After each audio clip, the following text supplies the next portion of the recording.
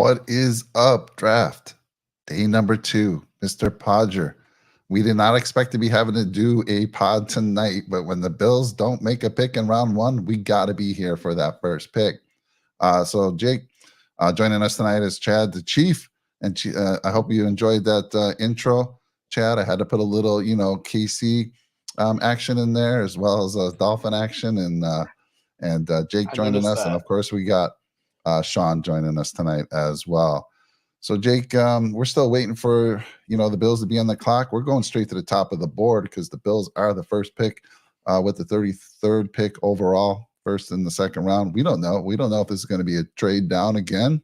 We'll find out shortly. But Jake, why don't you recap what went down yesterday for everybody? Oh, man, a lot went down. So the Bills actually traded out twice. So initially, when it came to pick 28, caught everyone by surprise. Of all teams, you don't want to trade picks with. If you could think of any team in your mind as a Buffalo Bills fan who you don't want to trade picks with, right, Chad? It's the Kansas City Chiefs. Exactly. And what do we go ahead and do? We traded with the Kansas City Chiefs, right? So I think it's probably 75-25 on how Bills Mafia is feeling towards the 75 not in favor, 25 in favor. And I don't think it's necessarily the fact that we traded back. It's just who we traded back with and allowing the Chiefs to then get Xavier Worthy at 28, a weapon that Andy Reid is probably going to use the right way.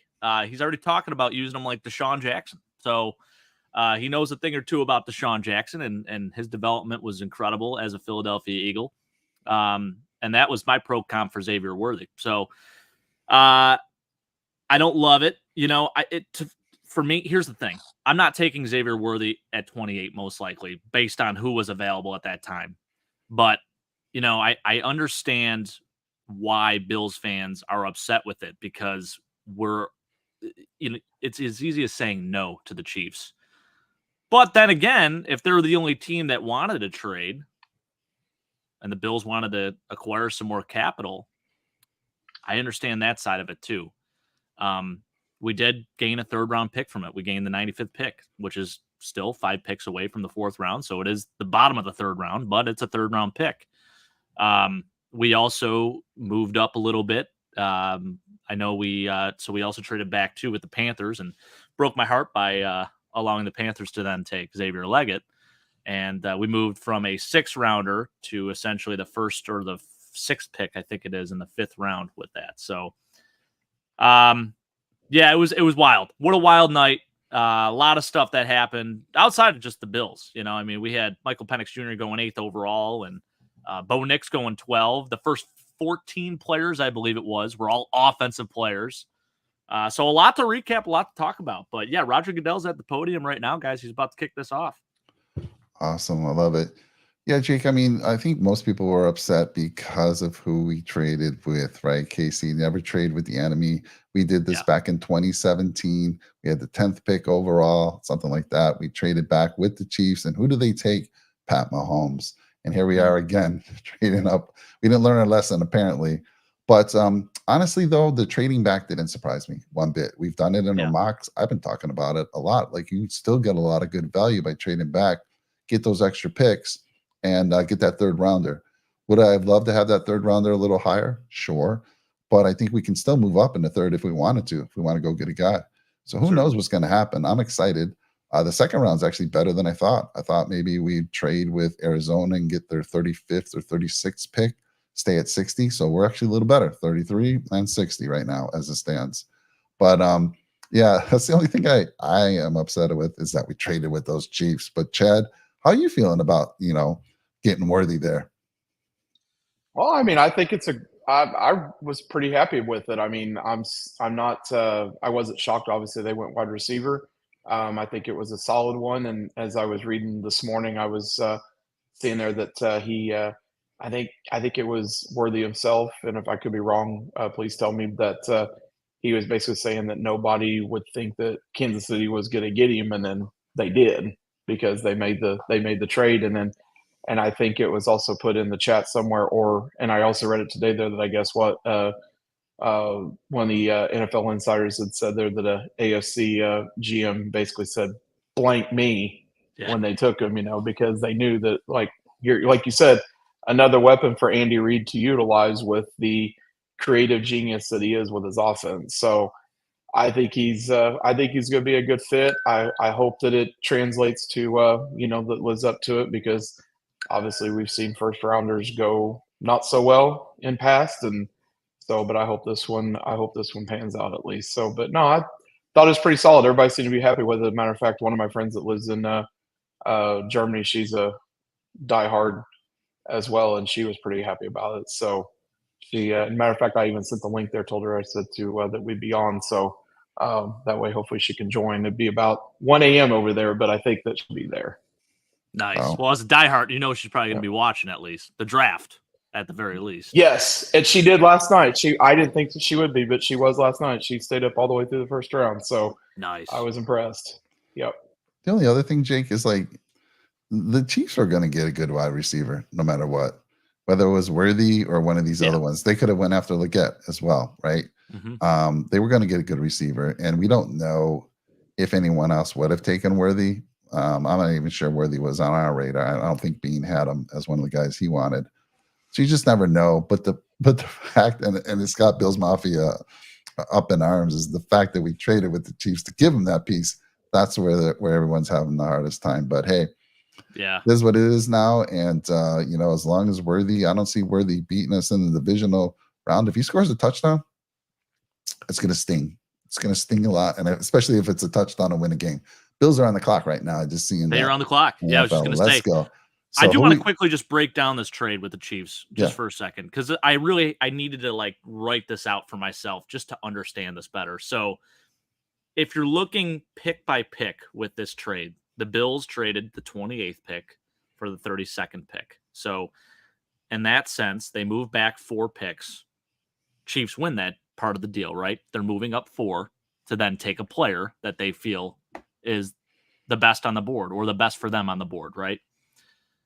Then the Bills traded their 133rd pick for the Chiefs' 95th, swapping those two, right? So the 4th round for the 3rd round, essentially, right? So I think the Bills, moving up 38 spots, won that part of it. And then the swapping of the 7th rounders there, Bills at 248th, Chiefs 221st. And I know it's a crapshoot at that point. You're throwing darts. But again, you're moving up, 27 spots there. So I understand, moving back 4 spots, tough. But at least we did move up a decent number of spots in those other rounds. If there's any consolation for it, I know it stings. You have every right as a Bills fan to be upset with this trade. It's okay to be critical of it too. It's okay to criticize the GM. And I know Sean is in that camp, and I want to give Sean some time to talk a little bit about this as we head into this first Bills pick, hopefully. Are they picking now? No, there's 5 minutes left on the clock, but I figured. Oh, I thought they only had 2 minutes for the second round. Yeah, I want to say it's 7, actually. Oh, maybe it's the 2 minutes for the 4th. It's for the 4th, 7th, day 3. Okay. Yep. Yeah, well, like I said, I talked to Mike about it, and you days before, and Brett. I think trading back is the best thing for the team.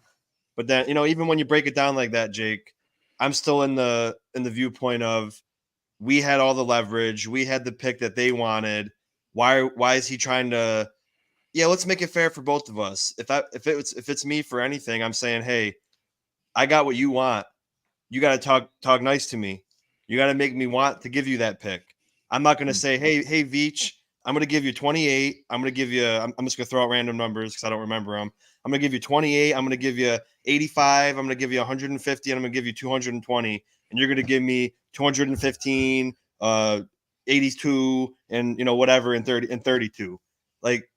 You have to have the stones to be like, you want what I got, so you got to make me want to give it to you. So I just don't see the need when you're the one trading back. You shouldn't give up anything but the pick itself. And then it's the way Beane words stuff like, oh, it was the best offer. So you're not going to try to stand your ground. You're just going to take whatever the best offer is. You're not going to say, you know what? To me, that pick is worth more than what you're offering me. I'm going to wait. I'm going to sit on it. Or I'm going to take someone that I think could be a good player. I'm not just going to submit and be like, oh, it was the best offer. So, it is what it is.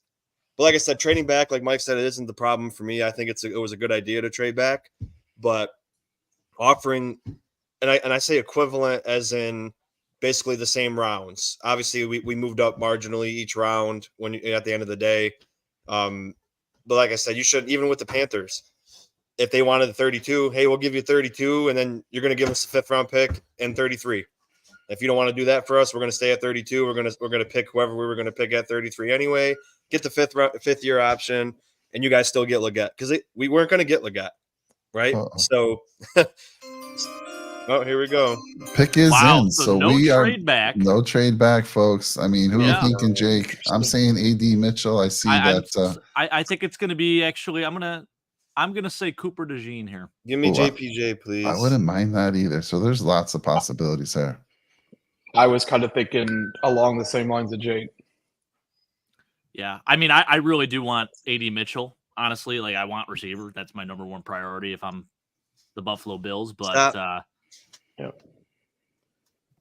best available, right? Yeah, I'm just saying hi to everyone out there in the channel here, bringing up their comments. Trek reviewer still on Tavondre Sweat, and my dad still on a cruise ship.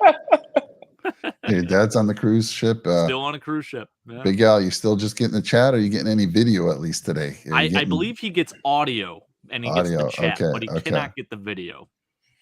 Yes. Yeah. So this was an interesting one, right? And I don't blame Cousins camp for being unhappy with the Penix pick.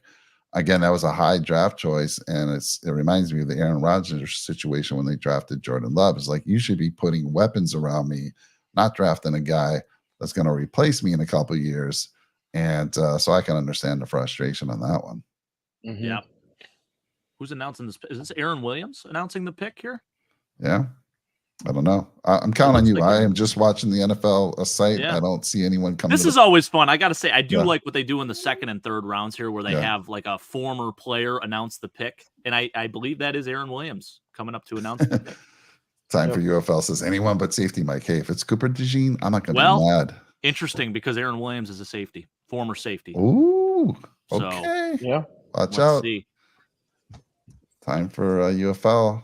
He's getting some love from the crowd. All right. Detroit, not too far from Buffalo. There we go. I was actually going to ask you guys to see if any one of you were going to go. Oh boy, no. Tell me, Weston, that's not true. Sean is not going to be happy about this. Oh my God, you're not going to be happy. It is Keon. I'm not seeing it. So who is it? Keon oh Coleman. My! Keon Coleman. Wow. Doesn't excite me, but tell the folks a little bit about him. Well, it's crazy. I hear fireworks going off actually outside. Draft party's going on right now. I'm not even joking. I believe you. Wow. Let's talk about one Bills. Hold on, I gotta walk around with the roofing company to see the roof they just finished. Who do we pick? Keon Coleman, wide receiver from Florida State. That might be good to go take a walk. I'll go take a walk real quick. How we feeling, people? Talk to us, Jake, about this young man. Ooh. Out of the receivers remaining, he was probably my 5th guy out of those receivers. Now, there's some positives. He's a great jump ball guy. He's a 50-50 guy. But we just got rid of a 50-50 guy in Gabe Davis. And this, to me, is just another Gabe Davis. This isn't anything different. He's a little bit bigger than Gabe. But, again, it's I don't know, man. I don't love this. Especially when you have other guys on the board, such as A.D. Mitchell, Troy Franklin, Ladd McConkey, even. I mean, I don't love this pick. I'll be honest with you. I don't love this. We talked about him just not even being able to really get separation at the college level. Not a huge fan here. Not a huge fan of this. I hope he proves me wrong.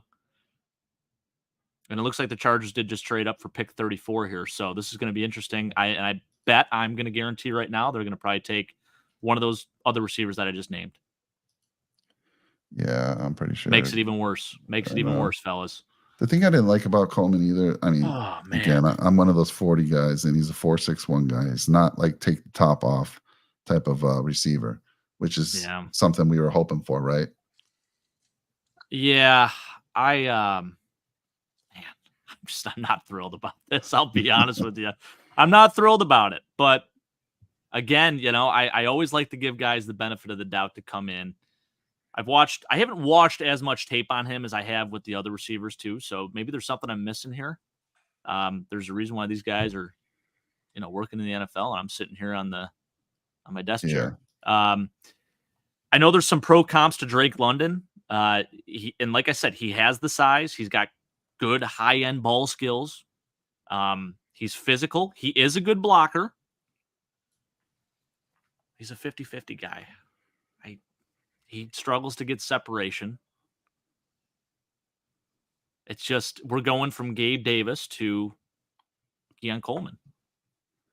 Yeah. At a cheaper price, essentially, right?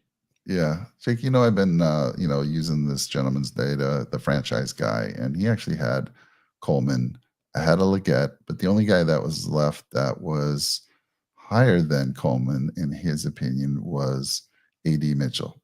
Yeah.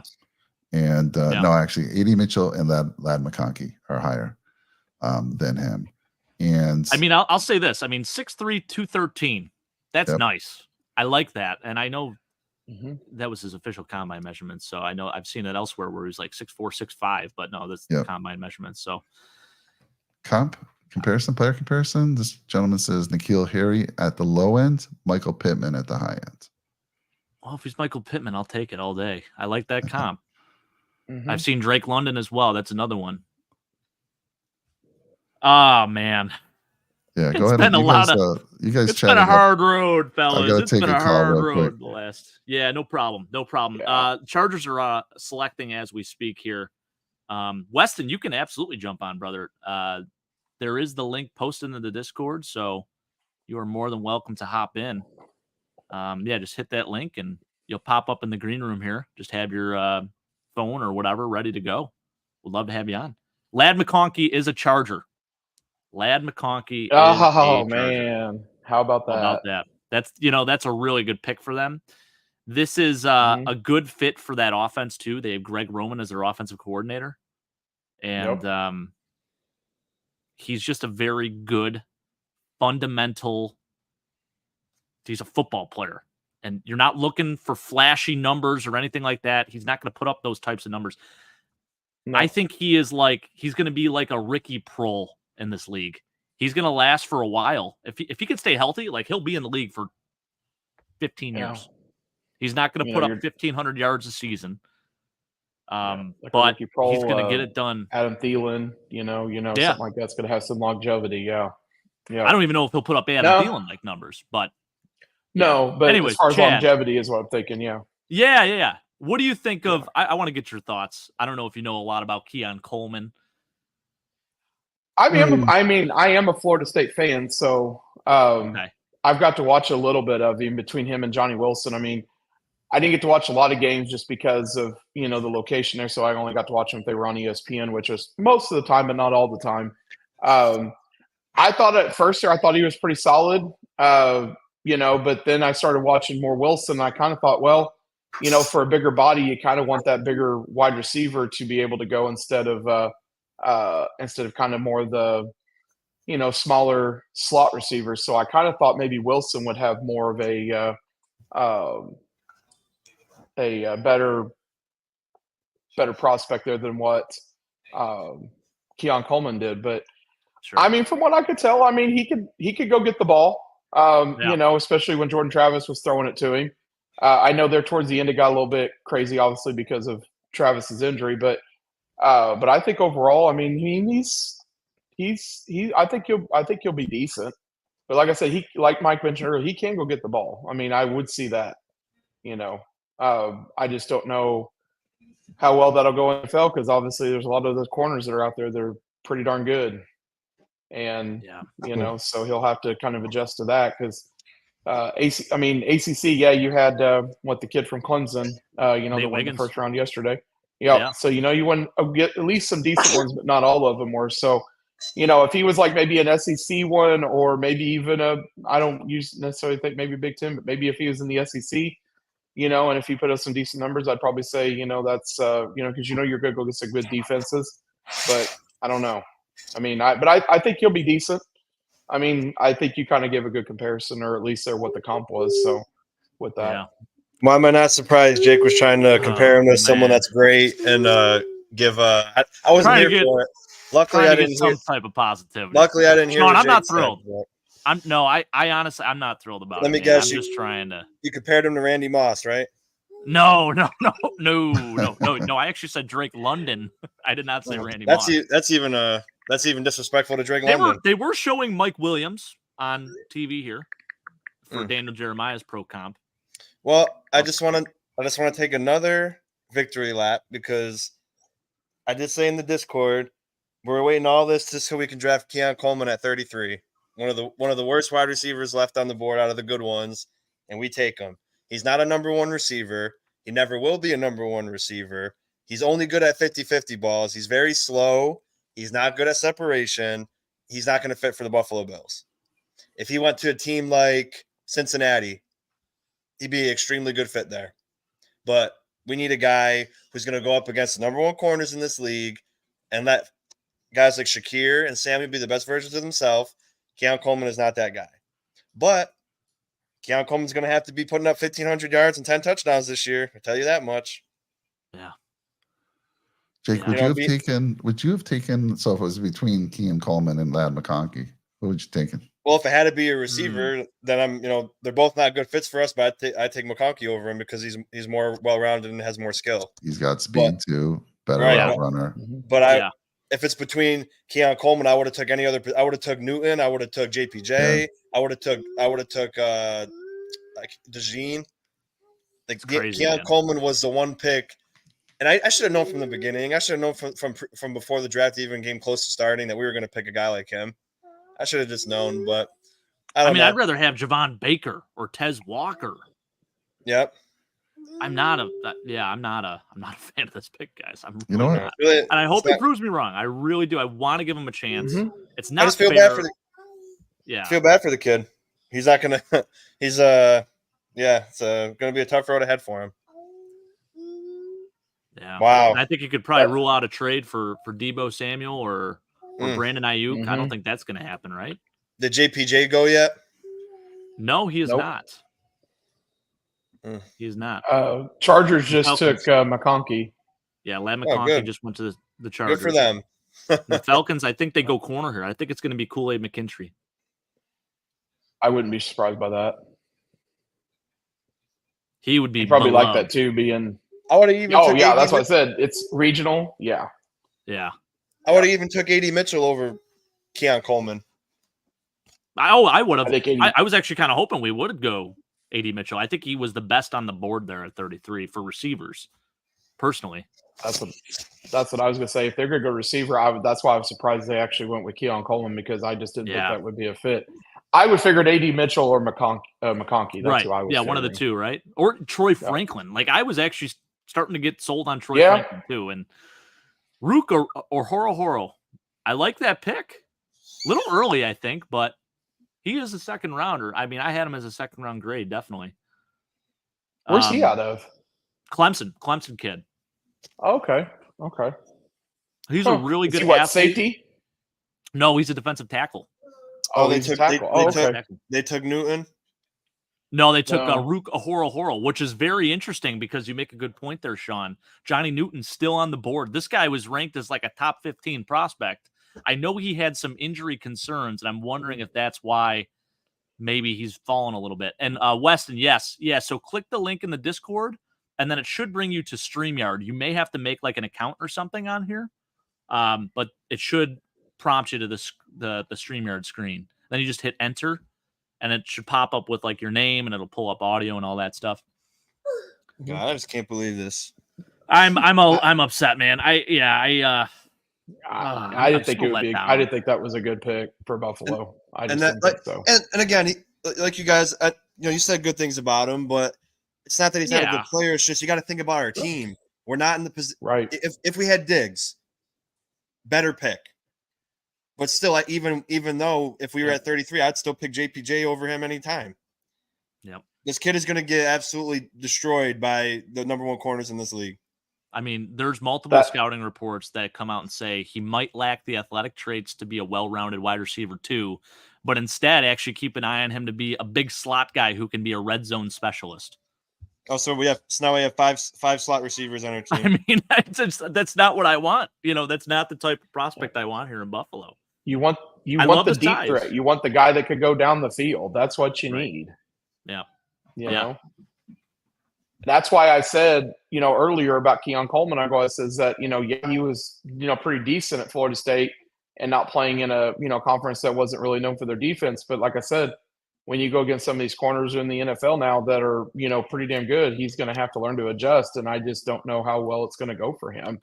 Like Sean said, you're going to go against number one corners against the teams you're playing against this year. And, with your division, with obviously probably I would assume probably the best one's probably going to be Sauce Gardner is who you're probably going to go against. That'd be my guess. Clamps. Yeah, Sauce Gardner twice, Jalen Ramsey twice, Trent and then McDuffie. you're going to go against Trent McDuffie. Yep. That's 6 5 people, 5 games out of 17 already. That's not even thinking about other teams. Nope. Do you guys play? Do you guys play Cincinnati again this year, or no? I don't think we do. No, I think we play. We play the Ravens. Or do you play? So it is. I was going to say, do you play Baltimore? Yeah. See, there's another one. Yep. So we play Ravens. There you go. Yep. Man, that's going to be a tough road to hoe because, like I said, you don't have the deep threat. I mean, for me as a Kansas City fan, I mean, hey, that's just one less weapon that you wouldn't have there really in reality for a deep threat. I know he's not going to be that because. I mean, especially the 4.6, 40, he's not going to be the deep threat and being a red zone specialist. Okay. Like you said, now you've got 5 slot receivers and, I mean, like I said, you need the deep threat. That's what Kansas City lacked last year. We had no deep threat.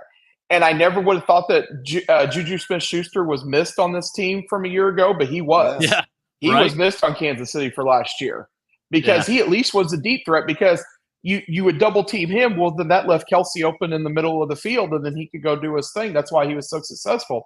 Well, when they knew that you didn't have a deep threat, Marcus Valdez-Scantling couldn't catch the ball to save himself, and they knew it was like, well, let him go. Boy, he did catch him when it counted. That's all that matters to me. He caught him when they counted, but they knew that you could just let him go 1v1, and and that's why Kelsey didn't really struggle this year, was because they knew they didn't have that deep threat. Like I said, I didn't think Juju Smith-Schuster was missed, but boy, he sorely was. I would have took him last year. I wish we'd have had him. You imagine? I mean, you guys won a Super Bowl without him, but that offense looks a lot better with him in it. Yeah, it's just wild. It's just wild to me that the report's saying he might not even be a well-rounded number 2, and he's going to be our number 1 this year. Gosh, I will say, better hands than Gabe Davis, in my opinion. I don't even care. He did have good hands. He did have good hands. I did watch him. Most of the time when I got to see him there, he caught most of everything that was near him. I will say that. I love that. From what I can tell. But then it's college. It's college, and when you can't separate in college, you're not playing against college kids anymore. Probably like 90% of the college football doesn't make the pros. You're playing against the top dogs. So if you can't separate against those guys. Like you see all these highlight tapes from like the guys from LSU, they're burning the corners by 15 yards every play. That's not gonna happen. You're gonna have people draped all over you, and you're gonna have to be physical and strong and be able to win with separation and route running, and that's not what this guy is gonna be able to do. Man, I feel bad for the kid too because he's gonna have a lot of pressure, and I mean, I hope for the best for him. Mm-hmm. Sank, thanks for joining us, man. Sank was saying he's actually driving right now, but he's listening to us. And he says, so who do you guys think we can target post June 1st once we have the extra cap? We could pay $15 million a year for Odell Beckham, or no, I don't. Who's the other guy out there that's old and bummy? Don't even know. Nobody worth it. Jarvis Landry, bring him back, huh? Bring him home, baby. Bring him home. I don't want that either. The slot guy, anyways. Wow. See, even that's the the chat, thing is even there's the really chat's just no quiet. deep threat. Boomer Yeah, bust they're pick, just- Jake. This is a boomer Oh, yeah, bust Michael pick that we Thomas, just that's what- picked.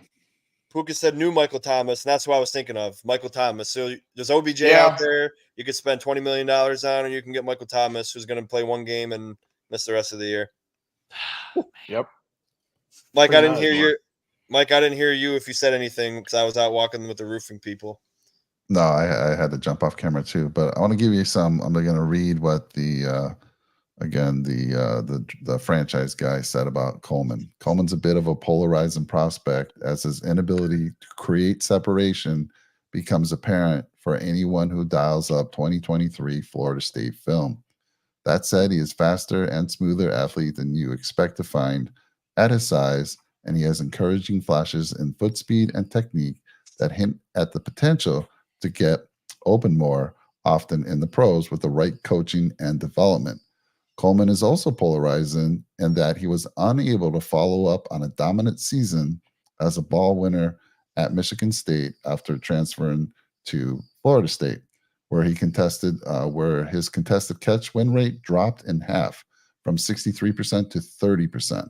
These two ends of the spectrum on these traits that will be key variables in what level of receiver Coleman can become at the next level, which makes him a boom or bust prospect, given he is likely to cost a top 35 to 45 pick in April. His range of outcomes at the next level is anything from N'Keal Harry to Michael Pittman or Drake London type of player.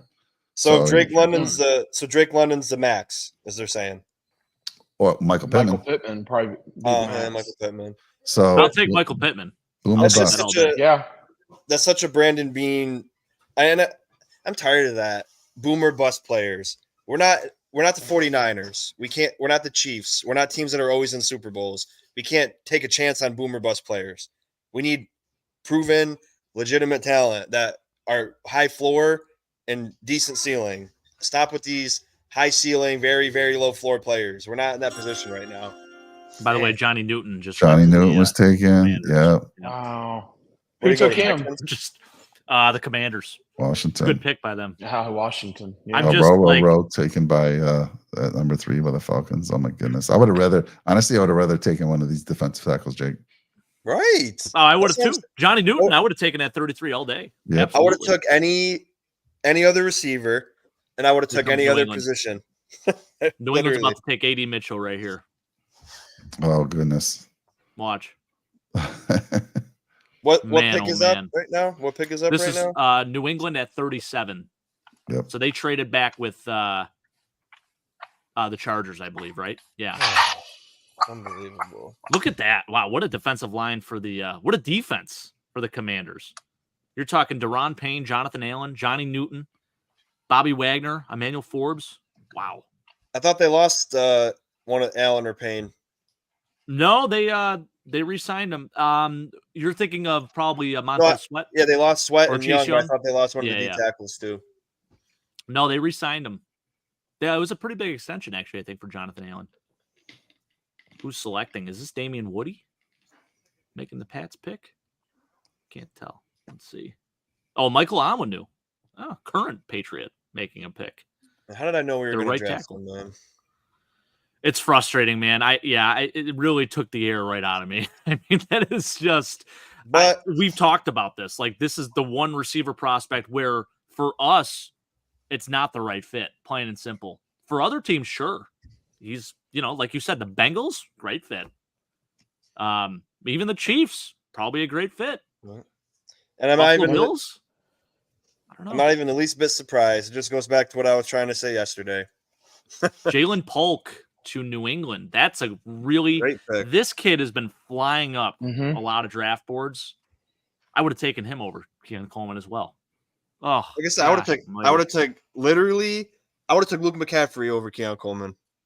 I wouldn't. I don't know if I'll go that far. Well, I'm I not think saying Keon pick him in the Coleman's I'm not saying pick him at 33. I'm saying I would have just not picked I Keon gotcha. Coleman and picked McCaffrey later on in the draft.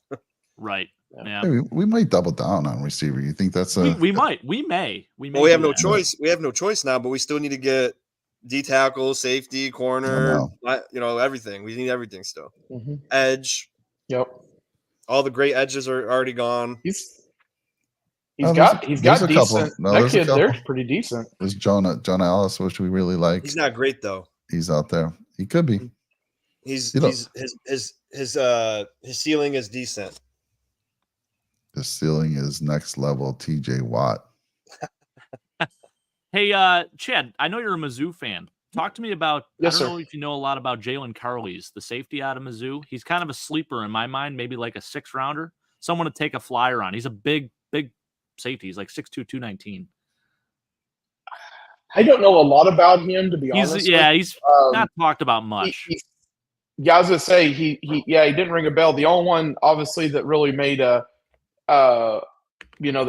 splash, obviously, was Chris Abrams' Drain, and now that kid's a baller. I mean, he was great in the defensive backfield this year. I mean, actually, the last couple of years.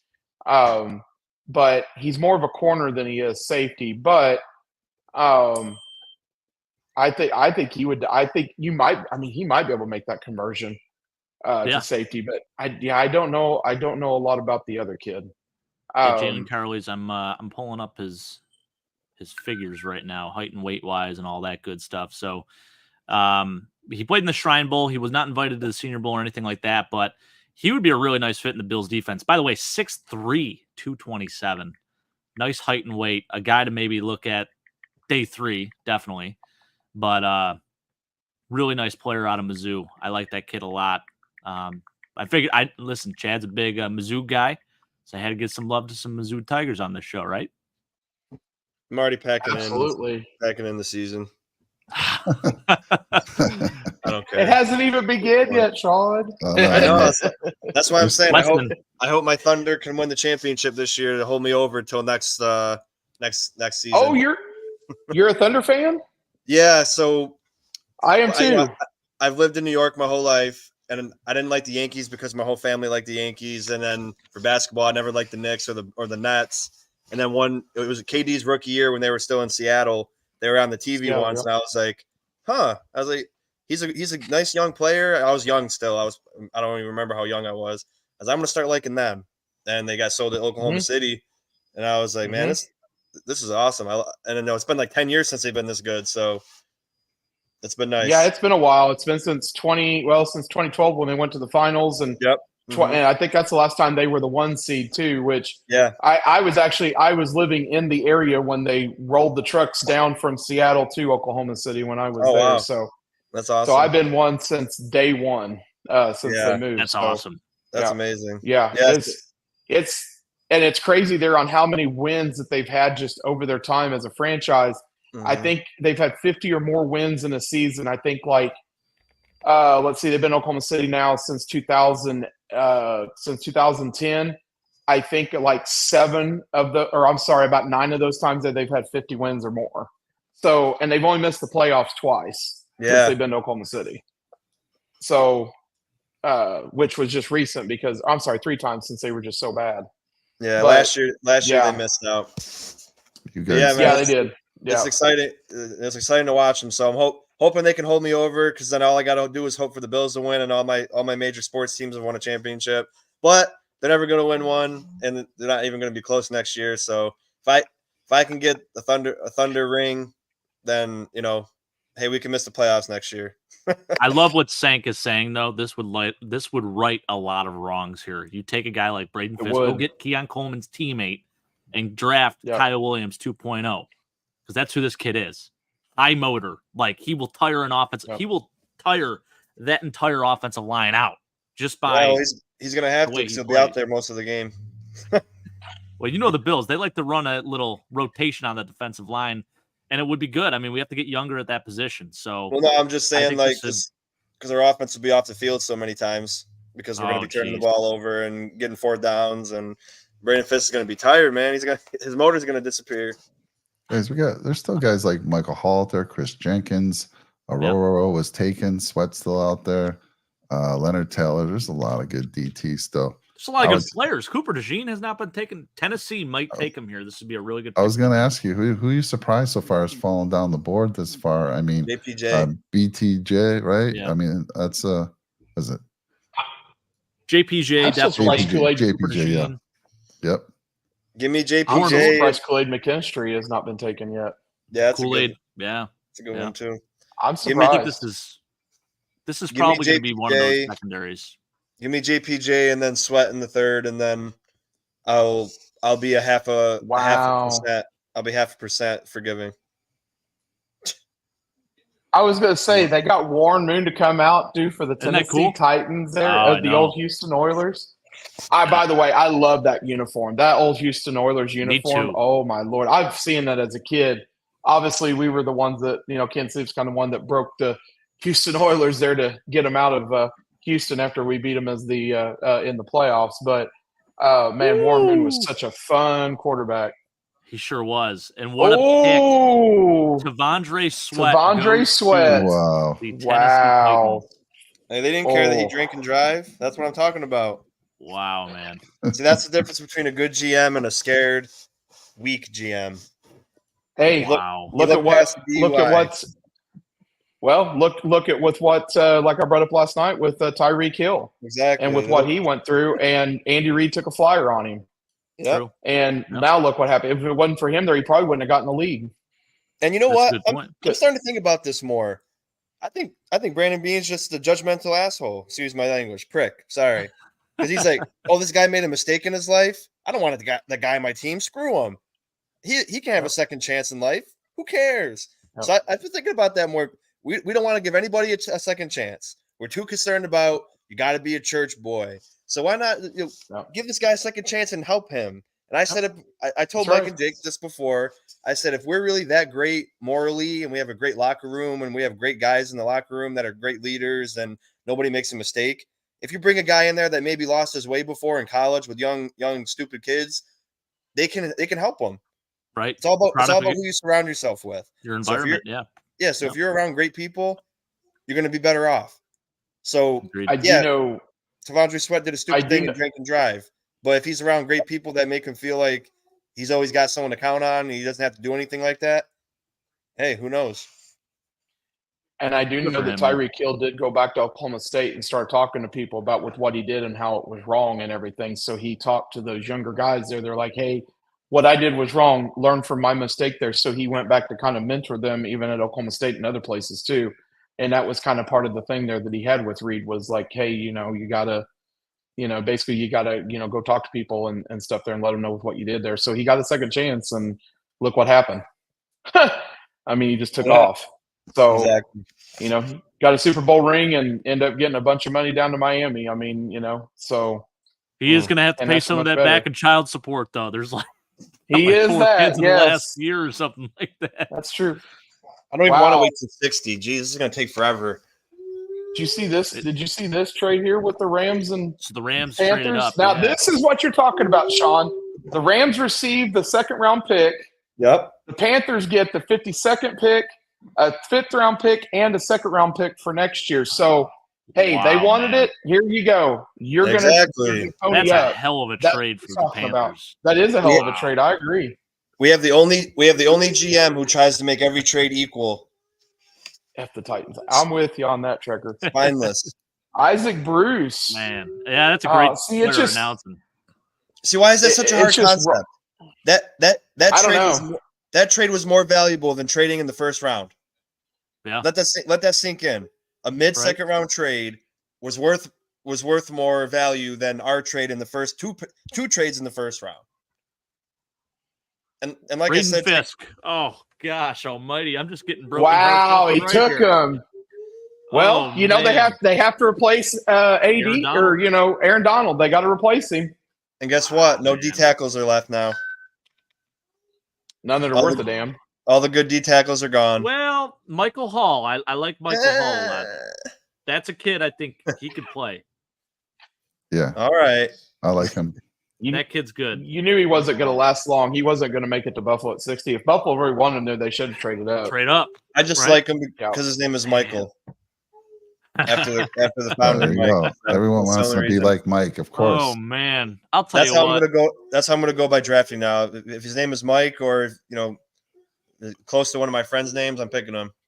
I don't care what position he is. That's great. That's I just what love I'm trying that. to say. That's what I was trying to say earlier. Is like we have a lot of good players, but good isn't good enough to compete for championships. You need great. So the farther we go back, They got Burst and Braden farther Fisk. the draft That's goes, crazy. Wow. you're hoping even more. It's all about more hope and more hope. Man, I guess Chris Jenkins is there, but Chris Jenkins, yeah. not in the Miami second would round. probably, yeah. But guess what? He's not going to be there at 95 in the third round. So Here come the Eagles trading up at 40. This is interesting. I'm wondering who they're going to go here. I would say, I mean, they're secondary. they're going JPJ. You think so? It would make sense, That makes sense. Yeah, they could put Juergens at guard. right? Wow. I mean, for JPJ to slide to 40, that's incredible value if they take him here. I think it's either him or Cooper DeJean. Yeah, good point. That's what I thought too. I kind of thought they went corner in the first round with Kenyon Mitchell, and so addressing the secondary, they're a little bit older there with James Bradbury and Darius Slay. So this would make a lot of sense. I have heartburn now because of Brandon Beane. Oh man, yeah, it is really, really hard to take in. And see now, like people post all this stuff. Keon Coleman only dropped 2 passes and 87 targets in 2023. I don't care about none of that. Trey, give me your thoughts, man. So he's saying Kincaid literally has Coleman's role. This is a franchise-defining L. Calling it now. Okay, so he just gave us that. Preach, Trey. Man, yeah, I'm bummed, man. It took the air right out of me. Add it to the list, Trey. And watching these other teams take other prospects that we really like that are probably considered best available, even over receiver, like Braden Fisk, Tavondre Sweat, guys like that we've highlighted. It's painful. Very painful. Well, and also talking about and bringing up Sean's point earlier about, you need good players, you need great players and elite players, not just good players, because we know how loaded the AFC is. Yeah. And I mean, on who you got to go against, especially, Cincinnati's going to be back on the up and up once, Burrow comes back. So, you're going to have to deal with him. Obviously, Baltimore, Kansas City, and of course the Jets are getting all the hype, which I no idea why, but because of, I guess, Rodgers. But I mean, it's stacked. And I mean, you're going to have to bring your A game every week because you can't really afford. You need to win the games you should win, and you need to steal a couple games that you may need to lose. You got to steal a couple, because if you don't, you may be, instead of looking at the 2 or 3 seed, possibly at least getting a home game, to where you may be in that 5, 6, 7 wild card and going on the road most of the time. So it could all mean the difference. That's spot on. The margin of error is so little. You're spot on with that, Chad. Yeah. And the NFC, it's a little bit more open. I think if Buffalo were in the NFC, man, they'd probably be one of the dominant ones. Oh, absolutely. Because they would definitely be top 2, top 3 for sure. But in the AFC, it's just, man, it's razor thin margin. Wild West. It really is. It is.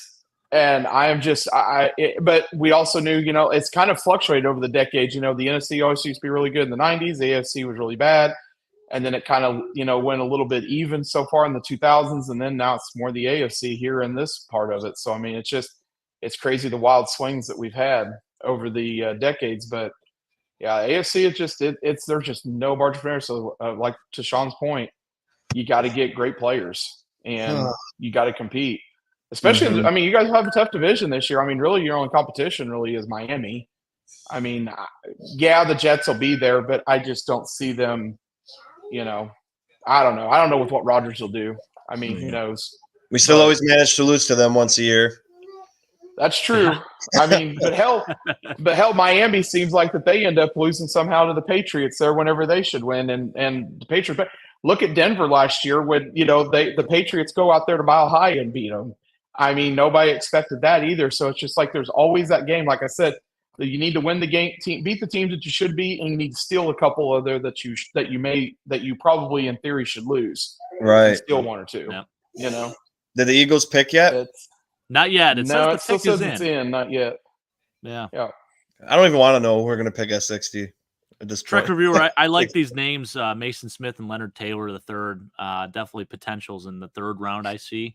Mason Smith has first-round tape at some points. I think he's got a – here's the only issue. He's a potential pick. Again, it's one of those things, and I don't know if we want that after what we just took here. So, Brandon Graham announcing the pick. Who's a GM prospect for us next year? Oh, man. Don't do that, Hey, Sean. Kansas City's off limits. Anybody from them, they're off limits. Who's your assistant GM, Chad? Yeah. Hell, I honestly don't know who that is. Yeah, exactly. You don't need to know, right? Yeah. That's I true. didn't know our assistant GM was Joe Shane until he got traded, until the Giants signed him. Or hired him, rather. I wouldn't know that. Yeah, that's crazy. Miles Murphy. Miles Murphy. Actually, don't know if he started at Clemson. Did he? Don't know. That's a great question. I don't know if he did or not. Going interconference like that is a bold move. So I don't know, as Bills fans, Mike and Jake, he's always been at Clemson. And Brandon Beane's most important draft. It's not a good start. No, it's not. Cooper DeJean, by the way. Cooper DeJean is who they took. Wow. How about it, man? So he's off the board. Yeah, that's Weston, man. Where you at? I thought you were joining, man. He says he's having some technical issues. Weston, I need to get you on here, brother. It's been too long. You gotta join Chad on here. Pick. That's a good pick for the All you gotta do is just click on it and it pops up and you go to the mic and that's it. You don't even have to create an account. It depends if you're on a phone or a laptop or a PC or whatever. Too. So if you're on the phone, you should be able to just click the link and it'll pull up whatever your browser is, right? I sent them directions when he was asking. And if you're going to use your computer or your laptop, just copy the link, open Chrome. You want to use Chrome. And then it's pretty straightforward. It actually has some questions there. iPad, no, actually, iPad's probably best. iPad will work. iPad will work, yep. Cooper DeJean, I'm on my MacBook, so it works. I am shocked that he fell this low, Jake. Would have loved him for us. But hey, another person we like is Cole Bishop. He's still on the board. Mm-hmm. Saints just traded up too with Green Bay. So the initial I see that, yeah. The initial conception right now that I've been seeing on Twitter. Oh Lord. It's just, we got rid of Gabe Davis and we just got Gabe Davis. That's what I've been seeing here. That's brilliant. But I guess if you're looking at it that way, we got him at a cheaper deal, right? We re-signed Gabe Davis at a lower price. I don't know. I feel like Gabe Davis was I don't know. I just feel like there was more positives about him even though we drafted him in the 4th. I feel like there was more positives about him when we got him than Keon Coleman. Well, and call it as you will. I mean, you could say he didn't have chemistry with Josh at times, but I mean, he's been with the team for several years, and they seem to have rapport at times where they looked elite together. Hey, no one's taken AD Mitchell yet, have they?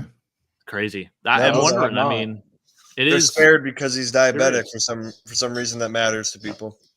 So it's typically, I guess it's with how he's handled it in the past, like not taking care of himself properly, and how he has some like weird mood swings and stuff. From what I've been hearing, that's just like I'd be like, oh, that's a HIPAA violation. That's against my HIPAA rights. You don't want to hire. Well, they dive right in, man. They asked. Condition. Yeah. I'd sue the NFL, get $1 bajillion, and then go play the UFL and have a great career. And that's right. Thursday. Yeah. Kool-Aid McKinstry, by the way, to the Saints. That's a really nice value pick. Hey, 41 for Kool-Aid, man. That's I was selling Kool-Aid stock. If you can buy some, pick it up. Get on it. Is it right? Is it wrong to say every team got better but the Bills? No, not wrong to say that. Like literally every single team. I honestly don't think so. Yeah, I don't think that's wrong. Well, we got better. Come on. We added a talent. It's better. I just feel bad because it's not the kid's fault. Like that's why I feel. I don't want to be mean. No, it's not the kid's fault. I'm hopeful for him, man. I want him to succeed. I'm going to root for him. I'm upset that we got him, but I'm going to root for him. I'm going to scream for him when he gets touchdowns. I'm going to curse him out when he does bad. But it's not his fault that he got picked to a team that he might not fit with. Kool-Aid looks pissed right now, guys. He does not look happy. He knows he should have went higher than what he's getting picked at, 41. But guess what? A guy with a chip on his shoulder. Yeah. Guy with the chip on his shoulder is dangerous, though. Look at that secondary. Wow.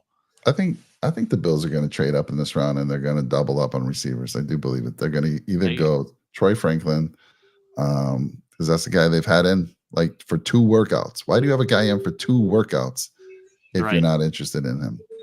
There he is, by the way. We got Weston on the channel. What's up, boys? Weston, how we doing, man? Pretty good, man. I'm in the kitchen, so I'm like got the TV up on the mantle here, so I'm just checking pick by pick, man. I don't have to do anything because the Chiefs don't pick till pick 64. So you got time. You got time, man.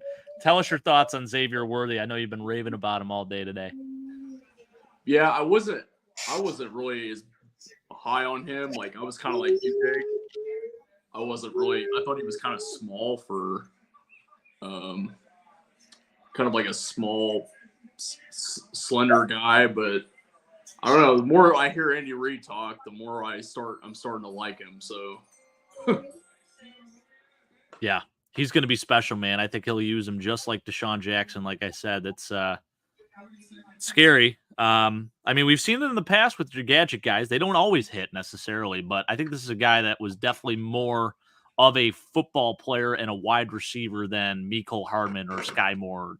So. It's a good pick for you guys. Kamari Lassiter to the Texans, by the way. Wow. Nice pick. Son of Kwame Lassiter. Rest in peace. I think he's the son of Kwame Lassiter. I want to say he is. Dude, I think what's the strategy for the Bills, man? Because, like, this is kind of baffling to me. I don't know, man. It's a great question. I don't know. When I saw Keon Coleman come across the screen, I was like, man, like A.D. Mitchell. I was saying what you were saying, Jake. I was like A.D. Mitchell, Troy Franklin, and Lad McConkey are there. Right. Mm-hmm. Yeah. It's it's just so frustrating. It took the air right out of me. And again, I don't hate Keon Coleman. I just don't think he's the best fit for the Bills. I had 5 other receivers I probably would have taken ahead of him, So I mean, it's tough. I think he's a guy that has to work in with like certain offenses. I don't think he works I don't think he fits well with the Bills' scheme on offense. Mm-hmm. Like, yeah, don't get me wrong, he's a freak athlete, but like I just think like with Josh Allen, it's kind of like Josh Allen's not going to be throwing 50-50 balls all the time. Right. And we tried it with Gabe Davis. That's the thing. It's like we're replacing Gabe Davis with Gabe Davis here. Well, let's put it this way. Even with Diggs, didn't work out with 50-50 balls because Josh Allen isn't good at throwing them. either overthrows you or it's bad location because it's a 70-yard pass. That's not how you win in the NFL. You're not going to win throwing Hail Marys 5 times a game. I don't know about Chad, but I am a little salty that Lad McConkey went to the Chargers. I wasn't happy about that. Yeah, that's what I said. I said, "Oh, great." It's like, really? I'm like, No, I wasn't. Yeah, I wasn't too happy about that one. Cardinals. I was listening to one of the guys here locally on radio, and he was honestly hoping there that maybe Penix would have went to the Raiders. Because they really do need a quarterback. I was really fearing that Penix was going to go to the Raiders, and I was like, "Oh man, please no." Yeah, I was honestly hoping not either because I said, I said if he ends up working out, and end up being the person or being the quarterback there that he probably will end up being, I'm like, I don't want to have to face him twice a year. It's bad enough with Herbert. I don't need him either. Yeah, I don't know what the Raiders are. I don't know what the Raiders are thinking anymore, dude. Like you draft back-to-back tight ends, back-to-back years. Yeah. Listen to this real quick. This guy Jordan Schultz, I don't even know who he is, but I'm glad I don't know him. He said Keon Coleman was the top wide receiver that Josh Allen wanted last night. The Bills knew they can move down. get more picks and still get them. That's got to be the biggest BS in the entire world. And if that's what Josh Allen wanted, we got to stop listening to that man. Well, I said that 2 years ago too. He wanted Kyle Allen as his backup. Stupid move. Like that's true. That's why you have scouting. You have folks that are in those roles that go out and do that, so you get their feedback and not with what the players want. It's got to just be a made up fan comment that it's going to circulate now, and everyone's going to be like, "Yeah, Josh Allen wanted him more than anybody." Like, get out of here. Oh, you know it's coming. Got to be good. He's got to be good if Josh wanted him. Yep, he's the best one. Yeah. He's better than Leggett. He's better than Worthy. He's better than all those boys. Josh wanted Xavier Leggett too. He talked about him in the one interview. He's better than Brian Thomas Jr. too. Man, I honestly cannot believe that they did not trade up to try to go get at least Brian Thomas Jr. or at least or somebody else there. I really figured they would. And like you said last night, they could have had him at 23. All they had to do is they just had to do it. They just had to pull the trigger. Supposedly, Brandon Beane did say he thought about it and he supposedly tried, but it was just too much of an ask. Tried what? He just keeps lying because last night he said that he didn't try at all. It was all smoke screen. Yeah, that's what he now said. all of a sudden he's saying that. Yeah, okay, maybe I misheard then. No, because someone else said that too today, Jake. When I was listening, they said Brandon Beane said, "Oh yeah, I tried, but it just wasn't happening." So why'd you say you didn't try? And then all of a sudden you did try. Backtrack. Yeah. Jake and Sean, I got to ask you a question about Coleman. I mean, Sean, who was the guy that you really loved? He wasn't getting a shot on the Bills, and then he got traded to the Giants and did pretty well. What's his name? The wide receiver. Oh, Isaiah Hodgins? Yeah. Isn't he similar? I would say yeah. Speed, not very fast. Height, had the height. He's a little bigger. He's 213 pounds, Coleman is, but I mean, and we know what happened with him, so it wasn't too good there. Yeah, and like we were saying, it's not that he's a bad kid or a bad player. It's just he's not gonna. It doesn't seem like he's gonna fit our team with what his skill set is. That's why I say it's not the fit. He's not the fit. Right, and and whether people want to believe it or not, or whether he's going to believe it or not, he's got more pressure than any other player on our team because he knows I'm getting brought in to replace 1,500-yard production and 10 touchdowns every year. Mm-hmm. I'm getting brought in to take double teams and win. I'm getting brought in to draw attention from every defense. And as a young man having that pressure, that's still a big dude. It's a lot. It's a lot of mental strain, and if he has one bad game, if we play the Jets week 1 and Sauce Gardner locks him up, he could go down into a spiral where he's like, man, I don't know if I can do this. So he's got a lot of hard work ahead. Max Melton, quarterback taken by the Cardinals. Cornerback. Who? Max Melton. That's a nice pick. That's a nice pickup. He's a top 10 corner prospect in this class for sure. Wow, Cardinals are going. And Leonard Davis still is a big SOB. Damn. Yeah, he is. What I heard, Weston. He looked like he could still play. Yeah, I did. Yeah, he looked like he could still play.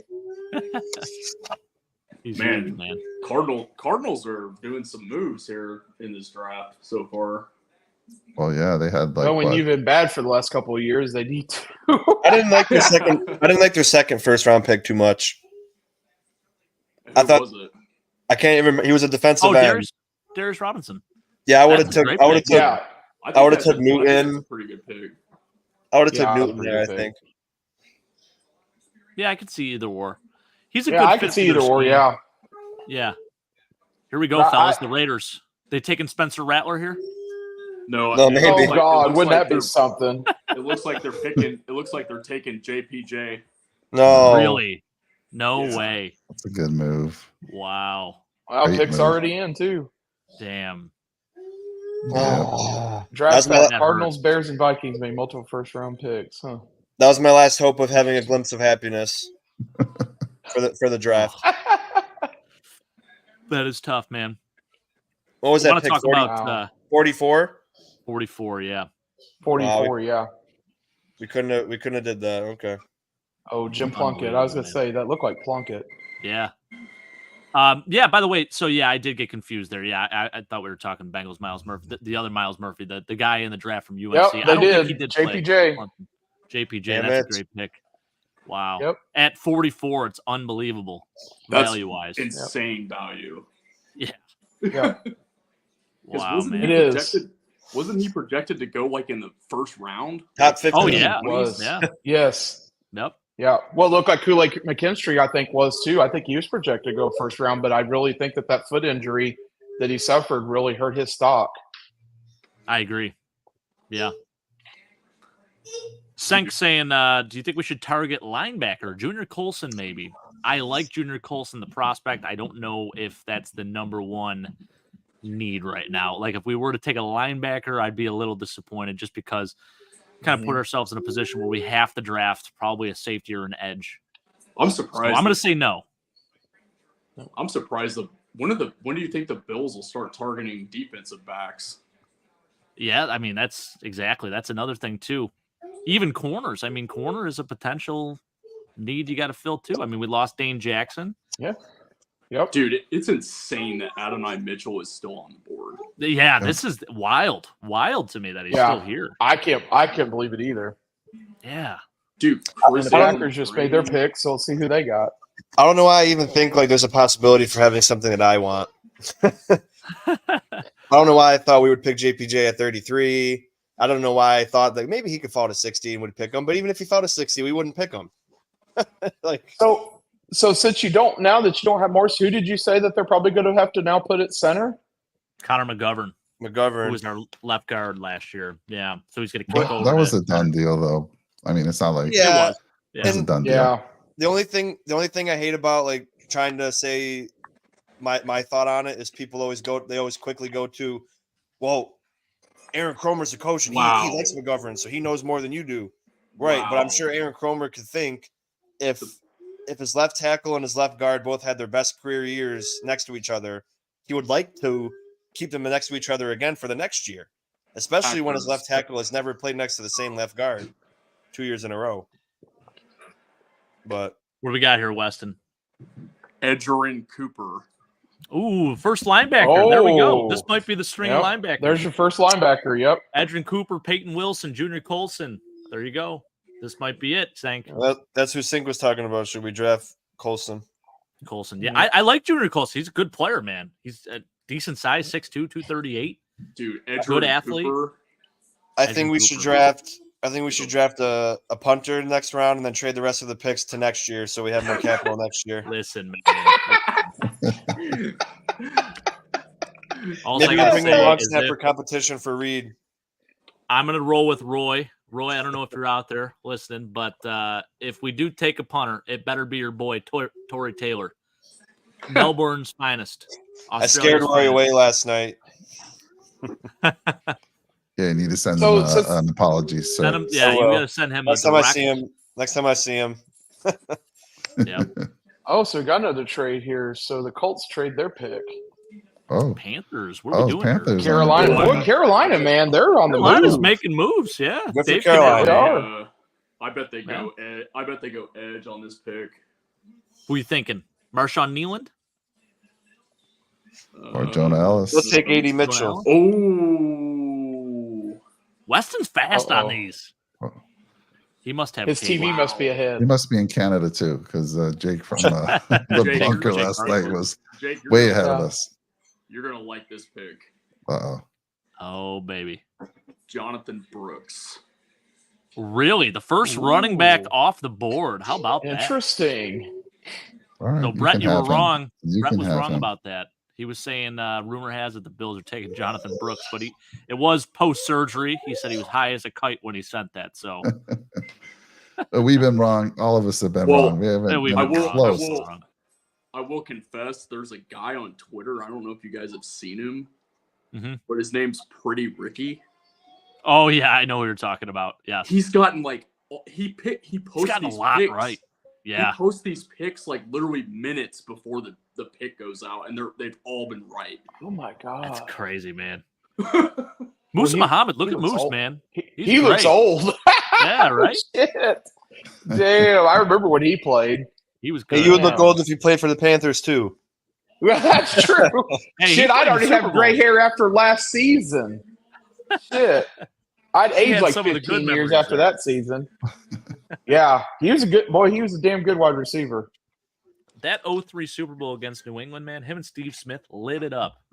Yes, they did. Led the league in receiving I touchdowns really, in 2004. God, I really wanted them to win that one. Me too. That was close. It was a hell of a game, too. Yeah. If it wouldn't have been for that one, then other than Kansas City winning back to back, the last one would have been before that would have been Dallas. Right? Yeah. Yep. Against Buffalo. Wow. Yep. Would have been the last back to back because then you had the Patriots 03, 04, and then Kansas City after that. So That's true. Yeah. yeah. I think this pick might be kind of a reach. Oh, baby. I'm excited to see this. I'm guessing it's an offensive lineman. For the Giants? So you got the Giants here next. Or maybe it's a quarterback. Spencer Rattler. No. Oh, would that be something? Could you imagine?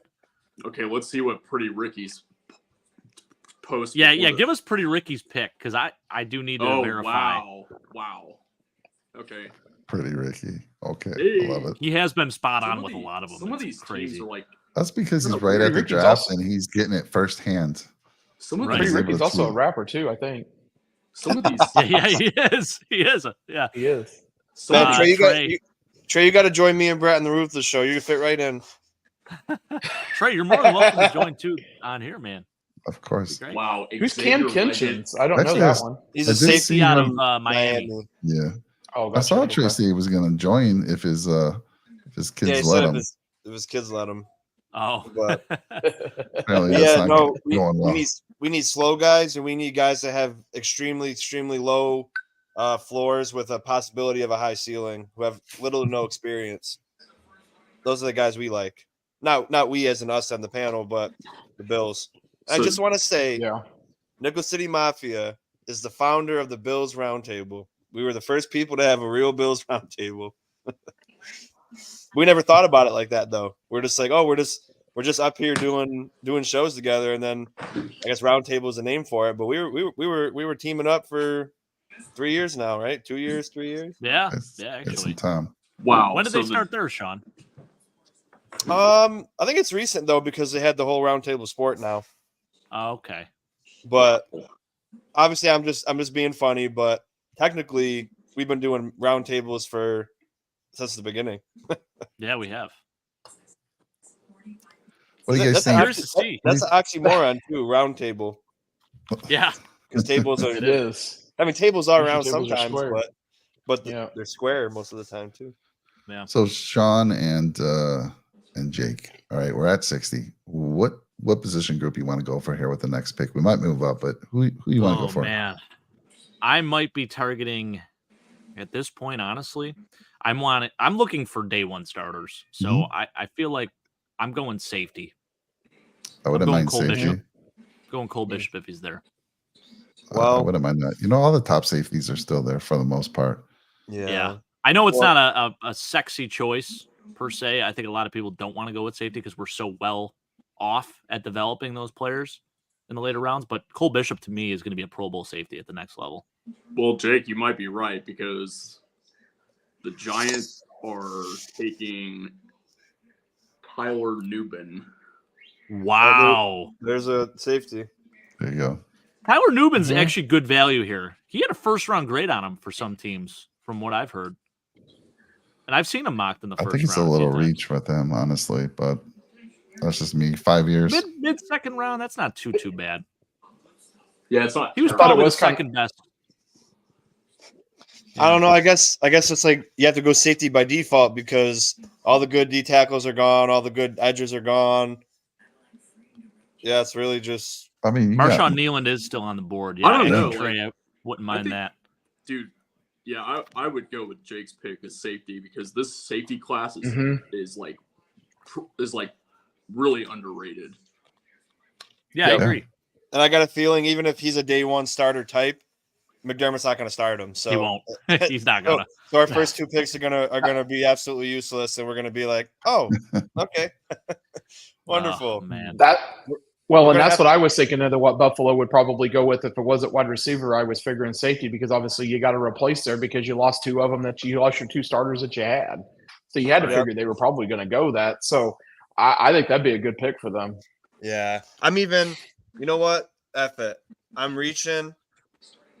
I'm going to reach and I'm going to get a center at 60 because I don't care anymore. Let's just be a run first team. Zach Let's just Frazier. Zach Frazier's still on the board. Yep. Let's run the ball 70% I wouldn't of the mind that. time.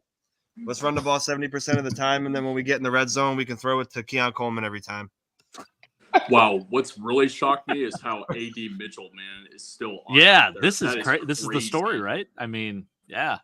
That is wild. You think love Cincinnati throwing- takes a shot? Maybe. I love Almost. trolling people on Facebook. I don't know if you guys saw my chat about it, but apparently there's like really massive character concerns with A.D. Mitchell. Yeah. That's why teams are passing on him. Right. In light of the Rashee Rice stuff. So That makes No. me want to draft him even more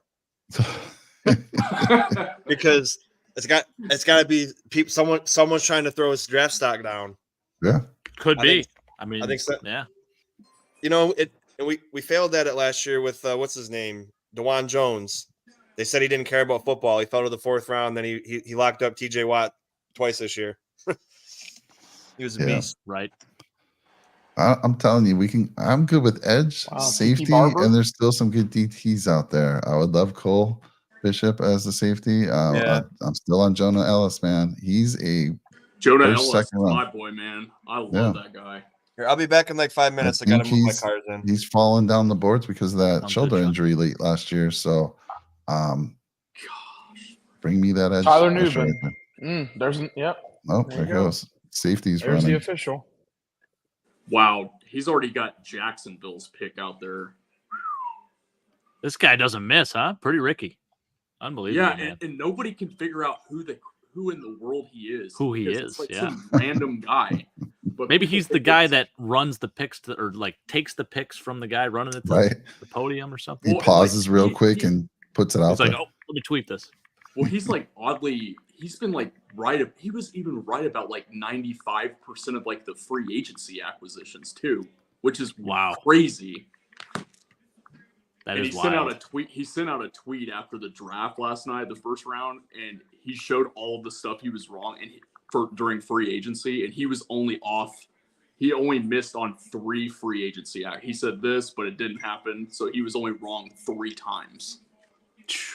That's pretty darn good. That's impressive. Very impressive. Trey thinks we should wait on safety. Yeah, I mean, Um, we could take a guy like Kalen Bullock too, Mike, maybe in the 3rd round. Could go Oh. edge, take Marshawn Nealand, or you could go Javon Baker, Michael Hall. Any of those guys, really. Well, Jake, 60. Here's a pick for you. Oh, boy. Jacksonville. Defensive tackle Mason Smith. Ooh, so Hmm. that's a little higher than I anticipated, but this is a potential pick. Like, he has first round tape, in my opinion, at some points. Like, he looks like a first round talent, but there are other things that show that he's not. Effort's one of those things. Sometimes he takes plays off, and I had him. James Stewart, love that. Wow, defensive tackle. I was gonna say that looked like James Stewart. Yeah, Yeah, he had to fill in for Fred Taylor when he was injured, and then he went to the he Lions. did. Nice career for Oh James man, Stewart. I haven't heard of that guy in a long time. Years. Yeah. Yeah. As I said, I like with Jake when they do this here for like the second, third rounds. Yeah, it's before fun. They get the former players come out. I mean, especially ones you haven't seen for a long time. I mean, it's just Right. it's crazy. Hey, He looks Chad, good, man. nuts. James looks like he's still He playing, does. right? He does. Yeah, like I said, like Leonard Davis the other day or earlier. I was like, man, he looks like Yeah. he can still play. Hey, Chad. Bill, did you how see- we that's- feeling? What's up, Good to see Dad? you. And how we feeling about the Keon Coleman pick? Got to get your thoughts. My dad Yes, watches sir. a lot of college football too, Chad, so it'll be interesting you to see what see- he says. Did you see who's announcing the Chiefs' second round pick? I didn't. Dante Hall. Oh, nice. That's The cool. great Gotta human throw up the joystick. X. Very nice. Yeah. Here we Yeah. go. No, Cincinnati sorry. Bengals. It's not Dante Hall. It's Jamal Charles. Oh, Oh, nice. okay. Okay. As Mitch Holtis would call him Seabiscuit because he could run like the damn wind. God, man, Jamal Charles, my he goodness, was good, special player. Man. Oh, Wow. You guys Bengals. never miss on your running backs for whatever reason. Bengals Minus No. maybe pick- Clyde, but even Clyde had his moment. yeah. Bengals pick is in. You think it's AD Mitchell? Well, Clyde was a Pretty pick Ricky's when got it in already. the Chiefs were stacked the year they picked Clyde. They just picked him to pick a guy. Pretty much, yeah. Yeah, but they took him out as a first-round pick, Yeah, Right. 32. Yeah, which is crazy. Wow. Which is Yeah. crazy. This is a beast of a pick right here. Oh, you already I'm know it? guessing it's. I'm going to guess AD Mitchell here. Nah. Defensive tackle Chris Jenkins. Yep. no. Oh wow, Ooh. I was Nice. just going to ask you about Jenkins picked because there's them? Michael Hall and Chris the Jenkins. Bengals. Bengals. Oh my God! Not only the Bengals got him, but now we definitely can't get a D tackle. Man, No. fellas, I got to hop off at 8:30, but I probably will be able to join back a little bit later. Got to put the little one to bed, but Jake, I'll be, I'm only doing this through round 2. I'll keep the thing going if people want to go through Okay. round 3, but I was only planning on doing 2. sounds good. We'll all watch the third round where the last pick, next to last pick in the third round, unless we make it move up the board. Not too exciting. I just hope we trade back every pick. 'Cause I don't want Beane to have any more opportunities. We'll have everything fourth round and on. We'll have all those stacked picks back in the Pagula should Oh, man. go up to Beane and say, "You lost your drafting privileges today. You gotta trade back and try tomorrow." It's like, give me the keys. Take Yeah, them back. Give them the keys. I saw Yeah. some posts saying Brandon Beane's working for the Chiefs. So He is. he's an inside guy. Man. I like what Mike's dad's saying. Too much agony to sit through the third. Absolutely. yeah, I agree with that. I'd rather stub my toe for a minute straight than sit through another round of Brandon Beane draft. Dad, but what'd you think of our pick, Ian Coleman? I don't think he likes it. Based on that He comment. hasn't said anything yet. Dude, yeah, that But he watches a I lot of don't- college football, so he had a lot of negative stuff to say about Kyer Elam. He did not like him. And he turned out to be right. Yep. I'm Fellas, not even- Chad and Weston, quickly, who do you guys think you're taking at 64? Yeah. I think it's gonna be Kingsley Ooh. Suamataia. That's a I- great I job have no pronouncing idea. that name, Weston. Not a bad pick. Offensive Yeah, I tackle. honestly have no idea. I hadn't really looked past much after yesterday. You think they're going to trade up with the um, Bills again? Probably. Oh man, could you Dude, imagine? I mean, you guys. Oh, if they should- did, Oh. then you know it'd be trees working for Kansas City. Oh yeah, I told you if I'm a No, GM for any other team, I'm calling Brandon Beane every round. right. You guys should have. why wouldn't you? I mean, you guys should have jeez. seen my face when I saw that when the ticker came across. Like Bills are trade. I was like, what? What? Yeah, I was shocked too. Mafia is Crazy, man. in an uproar right now because of I'm that. feeling what Trey's saying, but like, who's honestly left at D tackle that would be like Ooh, starter. That's a good one. Commanders. at one Good one. tech? Michael Hall. Hall. Michael Hall would be that guy. Yeah. Yeah. He's a one tech. Mike Sainristil. No, he's not a one tech. He's No. like 280, Sean. He's got to put on some weight. So we don't probably need at him the then. next level. There's not many Well- that are. I mean, it depends what you consider one Wow. techs. They're all around that 300. Mike Sainristil. One tech's, I mean, guy that you could take a flyer on in the 5th round is like Jordan Jefferson, maybe 4th or 5th round. I guess we're gonna have to get him then. But I'm sorry, what were you saying, Weston? Did you already hear who the pick is for Washington? Commanders cornerback Mike Sainristil. What? That's nice value there at 50. He's pretty solid player. He's going to play nickel at the next level here, but Yeah, I was Five-year going to say guy they need out of- corner. Out of Michigan. yeah. Yep. Had a nice year this past year. He had like 6 interceptions or something, right? You know, but dude, he's a corner, and guess he's only 5'9". Come on now. I'm sorry. Well, he'll play in the can't. nickel. He'll play in the nickel, Mike. All right. He's physical Nickel. too. That's a second round pick, man. Mike doesn't want to hear none of that, Jake. He doesn't like. I know. Doesn't like him under 6 feet. He does run a 4.47. I'm okay with that. Golly, But man. dude, let's be I real. just don't with so many. 295. Oh, he did put on some weight. That's true. Michael Hall. Yeah. Yeah. Ohio State I think Troy brought this up. Ohio State Yes. doesn't like their guys playing Right. at a heavier weight, so Yeah. it's kind of based on. It's not that I don't want another 3-tech. It's just Daquan Jones should not be a starter. He needs to be a backup. He's not the future of the Buffalo Bills. I want a starting 1-tech that's young next to Ed Oliver, because Ed Oliver has a 4-year. He has 4 years left on his contract. Wow. If you draft another 1-tech right now, you have 2 young starting defensive tackles, and they're both going to expire at the same time. So you're set at that position for years. Yeah. No, I hear you. I mean, but if we get another 3-tech, he's not gonna start. So it's like, why would you draft I don't know about that. Backup Michael Hall. Michael Hall's good, buddy. He's like the. They do like to rotate too, though, Sean. I know, but still, I mean, like when I say backup, I'm not talking about rotation. I'm talking about he's not going to be better than Ed Oliver. So why are we drafting that in the second? Right. You know. Hey, Weston, do you know who the Steelers took already?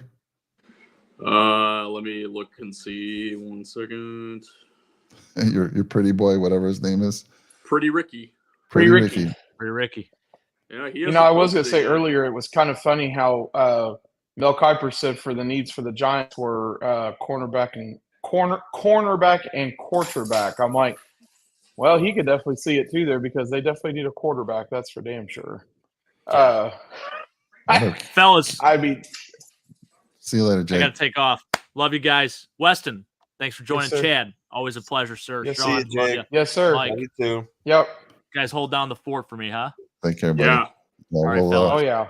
We'll see our team trade down in the third. So this will be interesting. And then we can end the show. I'll be in the. Yeah. See ya. Yeah, that would be the Bills thing to do. Trey, I'm with you, man. Michael Hall, I think Michael Hall will be a great ad. Yeah, if you could start, I wouldn't mind that at all. That's so just let me throw a name out here. Oh, go ahead. Let me throw a name out here that they were talking about best players available, and it's at least fifth according to Mel Kiper. But what about Roman Wilson? You know, wide receiver, Michigan. He's not bad. I mean, still, I would take A.D. Mitchell, Troy Franklin, Johnny Wilson. Troy Franklin's still there? Malachi Troy Franklin's still there. Yeah, I don't know if I want to take him at 60, though. I feel like we got more. I don't know. It's just so hard now with the position we're in. The other thing, too, with him, wow. He's only 5'10". I'm not a big. No, that's true. Weston. I forgot about his height. That's true. I know. Okay. People are going to be like, Mike, why you must know Pittsburgh. Okay. Who they pick?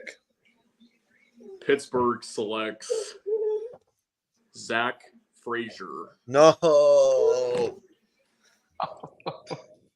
Now we're gonna have to reach and get Van Pran at 60.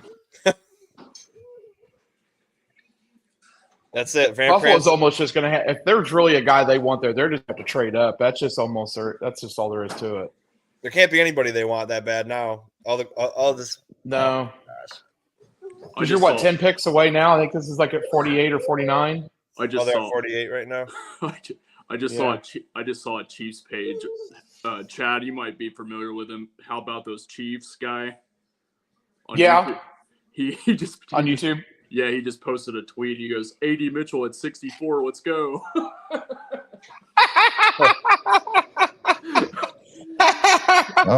They're gonna jump up to the Bills and take A.D. Mitchell. That's what I was gonna say. They're gonna jump over. They're gonna jump over Buffalo. They're gonna take it. Where are you at, Keith? Your Dolphins team's about to pick. You said you'd join us in a half hour. Come on, Keith. We got to get your take on this. Where are you at? Crazy. I just can't believe this. Dude, so many good players have just not been selected, which is just wild to me. Yeah, Jake saying Troy Franklin. Of course, I mean, again, the Bills worked them out twice apparently, so they're gonna take him. Well, yeah, but then if you take Franklin, then what about our other needs of our team? No, I hear you. I'd rather not right now. The Franklin. Hey, well, if we don't pick a center, at least we can get one of the Hunter Nerzad in the sixth round, or one of our 17 fifth-round picks. We can use on him. Man, if A.D. Mitchell drops, I think into the late 50s, Chad, I honestly think that Beach would just trade the farm and go up and get him. Oh, I think so too. I mean, I think he that's will. To be crazy. honest with you, if he's there, if he's within the neighborhood, he'll do it. You might as well. You're going for the I mean- three-peat, man. Might as well. Load up. Yeah, might as well. At the end of the day, Um, if it doesn't work out, you guys got 3 Super Bowls. Who cares? Yeah, I know, because I never thought I'd ever see him win one in my life. Right. No, So I didn't think I would ever I'm see- happy with that. Well, I that's never just what thought I'm I would saying, ever like, see one either. you guys are in a great position because you just showed that due to your coaching, offense and defense, and obviously, Mahomes, but how important and good your coaching was. You won a Super Bowl without having the best players on offense. And Yeah. if you take a gamble on a guy like AD Mitchell, I mean, if it doesn't work out this year, hey, you won a Super Bowl 2 times in a row, and then you're still going to be competitive. You're going to be you're at least going to be in a divisional round no matter what. So if it doesn't work out, hey. But for us, getting guys, developmental guys like Keon Coleman, when we haven't even touched the Super Bowl, that's where I'm like, man, come on. Yeah, I'm. If Mitchell gets anywhere like near the ballpark of like 64, like if he gets in past like 55, I bet Beach is making some calls. Yeah, he'll call Beane again, and Beane will trade you the pick upright just for some KC barbecue. If Beach would be like, you don't want to pick or anything? No, that's okay, man. You enjoy it. Here's some burnt ends. My gift. Yeah, give me some some burnt burnt ends, ends, yeah. and it's my gift to you. We'll get you some barbecue from Casey Joe's. Here you go. Yep. Oh man. Let's So see I've what never been to that Kansas would be. City, but I've been to Texas. Oh And- no! And Texas has some great barbecue. No, I don't know if you had Texas Texas. does Say have great AD Mitchell. barbecue. no. Wow. Who'd the Colts Next. take? AD. Yeah, there you go. Damn. Well, Michael Pittman, A.D. Mitchell, Jonathan Taylor. With Anthony Colts are going to be Richardson. stacked too. With Anthony Richardson also. Yep. I mean, I know he's still young. He's a work in progress, but I mean, he's got some talent. I mean, no doubt about it. But I think he's still going to have to get some fine tuning. I still think that obviously he's going to make some mistakes, especially only being around for a couple games this year. Who, Richardson? Yeah. Yeah. So, but I think in the long run, there, who knows if they got their guy or not? I guess they'll find out. Yeah, absolutely. Weston, what streaming service are you using? Because you seem to get everything at least a minute ahead of everyone. Well, this Pretty Ricky guy, he posts things like 5 minutes before they happen. Oh, wow. And it's like Wow. crazy. You know he's Every got to be single one of Really them big correct. insider. He's an insider, exactly. Somebody Gotta was be. like, Matt, I think Matt Verderam was like, he was like, that's got to be like Adam Schefter's burner account or something. That's funny. The Dolphins, they took Chop Robinson yesterday. So Yeah. they took? Yep. Right. And I know Keith wasn't too happy with that. He No. wants to get some No, he offensive wasn't. linemen. So Maybe they'll get Cooper Beebe. maybe. I don't know, man. There's still some like really good. Let's see. We got Christian Hayes, Cooper Beebe, Zach Zinter, who's coming off an injury. So He'll be a 5th or 6th round guy. Mason McCormick. You got a few guys still. Christian Haynes. Yeah. He's still out there, and he's the Yep. 50th ranked prospect. He's really good. I mean, he's 6 years in college. Crazy. These guys playing longer now in college because of the getting some money. Yeah. In the COVID year. Any of you adds on to guys, it as well. I'm curious, any of you guys up on that NIL and how that works? And does everyone get a little piece of the pie, or is it just certain players? It's really just certain players from what I can tell at Mizzou, because each school's different. So like at Mizzou, for instance, like they've been advertising at one of their team stores that, Brady Cook has something, Luther Burton III has something. so they kind of have their all little thing there. Like they'll have their merchandise and they even have like trading cards, I guess, at Mizzou now. So it's kind of a little bit of everything, but I think it's teach their own on it. Yeah. So but they also have like a big pot too. Like at Arkansas, they have like a big pot that they'll get donations that will go into it as well for NIL money to give to these athletes. That way they can, make money. But I mean, what's really crazy though is that really the women's sports are the one that's bringing in the most, Really? and particularly LSU. Like with their gymnastics team, of course, Olivia Dunn and the basketball team. There were some that they're making in, they're raking in six figures easily, Really? almost a millionaire. I know Olivia Dunn. I think she said she's almost seven figures. I know that since I'm pretty close to Chad, you might know I'm pretty close to Wichita State. And our basketball, the highest paid guy I think on our men's team was like $250,000, which for Wichita State, like that's a lot of money. Yeah, I'm about 3 hours. Yeah, because I'm about 3 hours east of you, roughly. So, guys, when did they start doing this? It was about like a year or two ago, or 3 years ago. So it's relatively new. Yeah, I like the NIL setup. What I don't like is the unlimited transferring, because I think it's kind of like starting to become a headache. I just don't like how they still get free ride scholarships, even though they make tons of money. See, that's the thing is they still give them a free ride scholarship, and yet they're still getting this too. And I'm like, I'm sorry, if you're getting NIL money, don't give up your scholarship. Give it to somebody else. Right. That's what I'm saying. Let somebody else that's not getting it. Yeah. Yeah. So many people can't go to college because they can't afford it. And then that's right. These athletes, they get the free college and they get all this money to play a game. Like that's not. Yeah. Like I said, if you're going to take the money, pay your own tuition, and they forfeit the scholarship. Trey, can you hear us? Can we hear you? Yeah, I can hear you guys. Can you hear me? Yeah, Trey, how you doing, man? Thanks for joining. Cool. Doing well. Well, I heard you were gonna turn the stream off after round 2 ended, so I had to hop on for a minute. Perfect. How you feeling, man? Wow, dude, I could not handle that 30 pick number 33. But the good part of it is that now whatever happens in this season, it's going to help our picks for next year.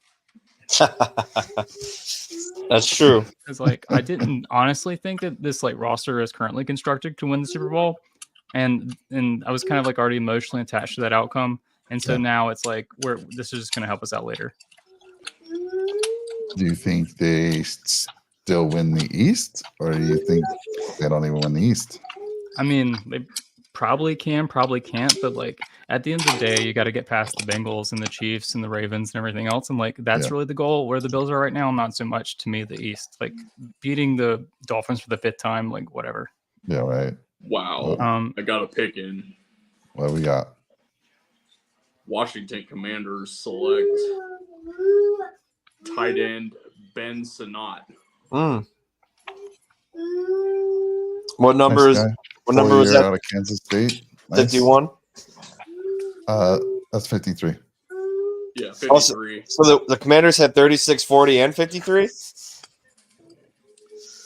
Yeah, they quite a few picks in this draft. They got 36, 50, 53, and 67. Oh, so they traded back to 50.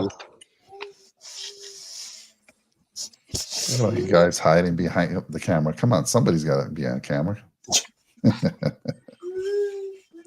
Gotta have some bases. There we go. Wow. Beautiful, big bum Beane there. And I had to run downstairs real quick. There's a lot of good picks left still, though. Yeah, that's what I was saying, Trey. I was just going to ask you, who you want to go here in the second at pick 60? Okay, so honestly, if they didn't pick Coleman, I would have liked Roman Wilson because he's an elite athlete. But since they did, Jonah Ellis is pretty good on the board, obviously. I know he's got the medical concerns, but we can get past that probably, unless it's I don't know exactly what it is, but if it's not a neck fusion, whatever. I still think it's a little bit early to go safety. Christian Haynes is on the board. Honestly, he's a starting caliber guard. That would be pretty sick. We could. I'm still a big fan of Baker because I think he does have more outside potential than Coleman. But let's see. I mean, there's got to be some DTs we could pick too. I'm really just. Oh, yeah, we got Michael Hall still out there. Daryl Leonard Green, Taylor. wow. Dude, that Who? guy was fast. God, he was such a damn good athlete, such a damn good corner. Daryl Green. Oh, Daryl Green's coming out.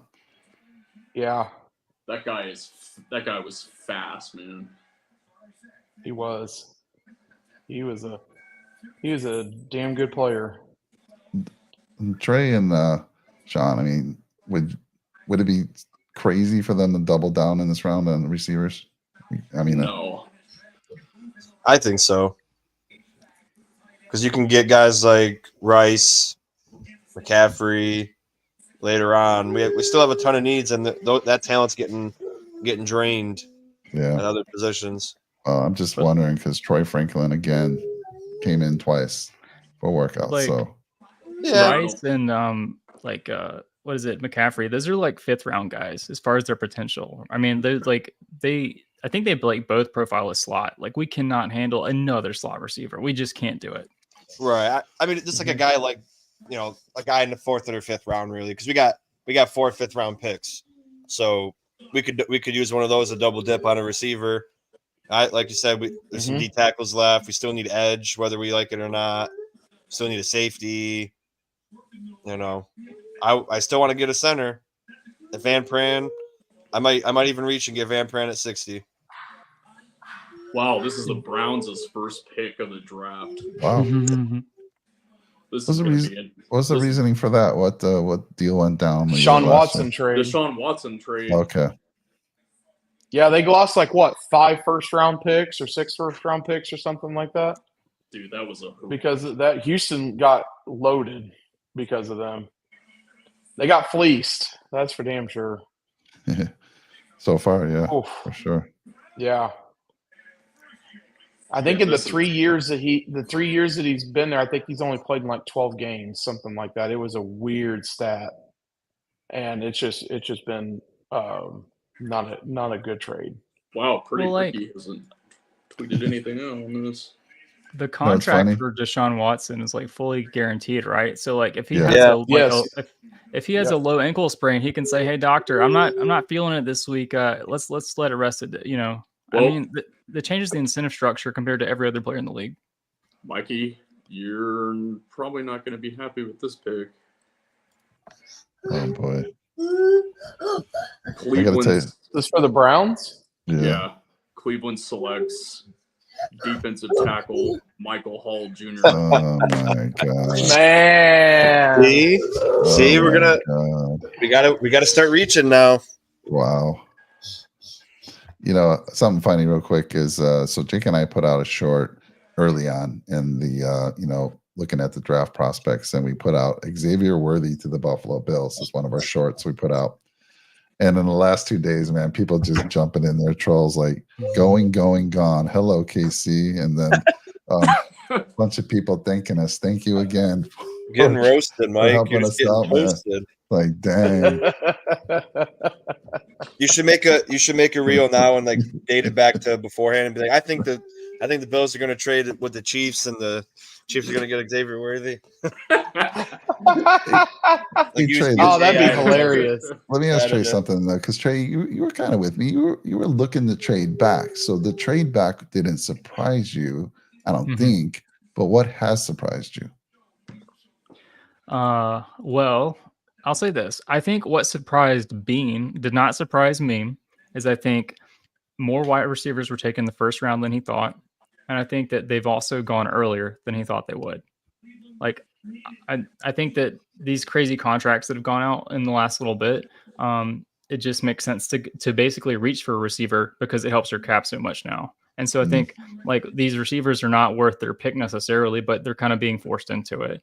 And so what I don't like it. So for example, here's kind of how I look at the draft, right? Rather than getting the 8th best receiver in the draft, and then if you follow that same logic all the way through, you're always going to have the 8th best player of that position if you're the last player or if you're the caboose on the train, right? If you ever played fantasy football, you get it, right? If someone takes you eventually need to switch positions and take the best to force your opponent into a worse position at that position, right? So I would have liked to see a DT, an edge, something else, like, I don't know. Like we Yeah. could have moved up with the Cardinals to 27 to grab a guy. I feel like if we needed to, I would have been I mean, okay with that. what was your thoughts on the Brian Thomas Jr.? He was there at 23. Wasn't that big of a move, right? Beane spoke out of both sides of his mouth. He implied that he wasn't trying to move up, but he also said that it was going to cost him a second to move up to that. So how do you know it's going to cost you a second unless you did try to move up? So then why didn't so then why didn't we just use that second we got from Minnesota? Like he might have wanted it for this draft, probably instead of next year's draft. Being Howie Roseman. Let's see. No spoilers on the Dolphins picks, right? No, go ahead. Just last night. He's not here. No, so. it's okay. He's not here. Wow, Pretty Ricky hasn't posted anything about it. All right. But my only thing about I mean, Trey, we talked about it, and you guys heard me all multiple times now. Like the way he does trades is just mind-boggling.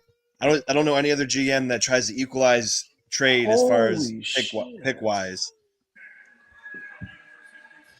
God, I haven't seen him in forever. Wow. Richmond Webb. Patrick. Holy hell, he's a big guy.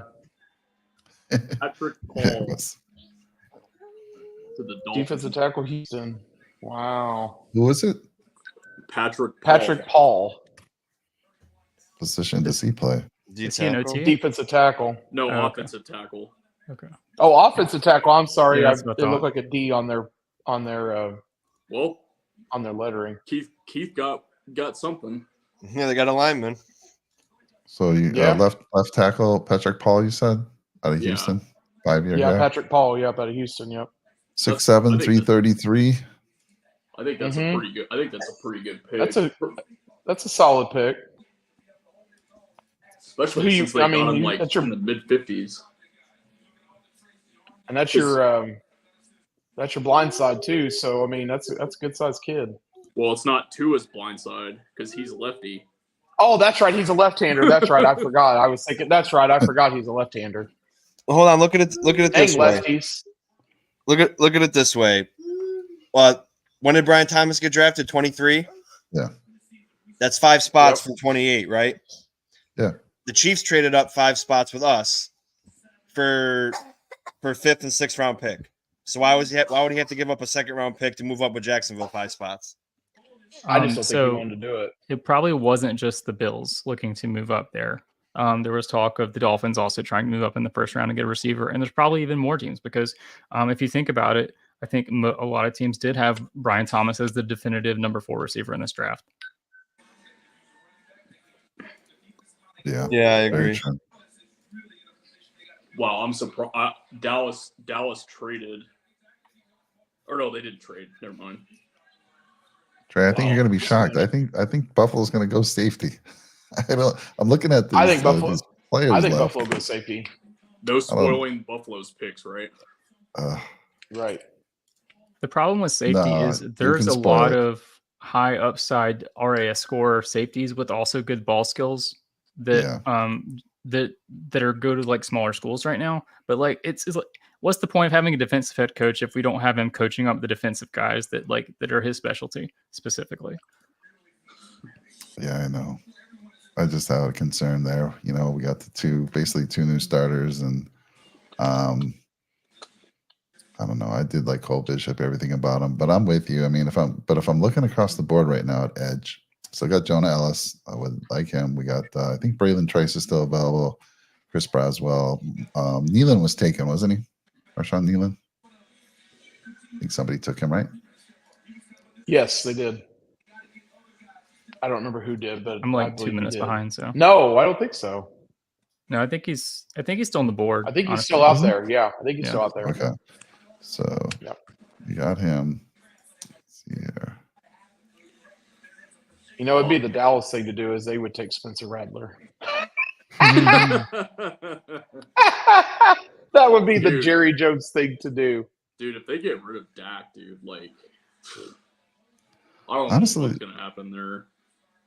Doesn't it seem a little likely?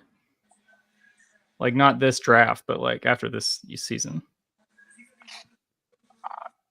I just bet don't I know wouldn't. if I wouldn't be surprised if they, after this upcoming season, that they just let him walk, because he's not going to get, because he's not going to get 60 million. Like, no team. Yeah, he is gonna wanted be Patrick Mahomes money. He said he deserves that amount, and I'm like, how? What have you done? You've won one playoff game, and that was against a weak Tampa Bay team. Yeah, And then you haven't won you haven't won an MVP. You haven't won a Super Bowl. Not only that, but they got blown out in the divisional round last year by the Oh. Packers at home. You mean wild card round? Or wild card round, yeah. Yeah. Yeah, they got smoked. I honestly expected Dallas to win that one. Then I figured they would probably lose. Who were they? Let's see. They were the 2 seeds, so they would have had to go to Detroit. And I figured maybe Detroit would have beat them. But I was absolutely flabbergasted. They actually let that Green Bay just smoked them like that. Yeah, Dak is. Cowboys pick is in. I mean, you got anything, Weston? He hasn't posted. They seem to be. They're all clapping like seals, so they seem to be happy. Probably for running back. Maybe. Like I said, Spencer Rattler. That'd be the thing to do. Let's see. I bet they go offensive. Oh shit! Can we cuss on here? Well, yeah, PG-13 cussing. PG-13. Yeah. That's allowed, sir. Cowboys took our guy, Chad. Uh-oh. Who's that? Oh, really? Kingsley Suamataia. Okay, thank goodness.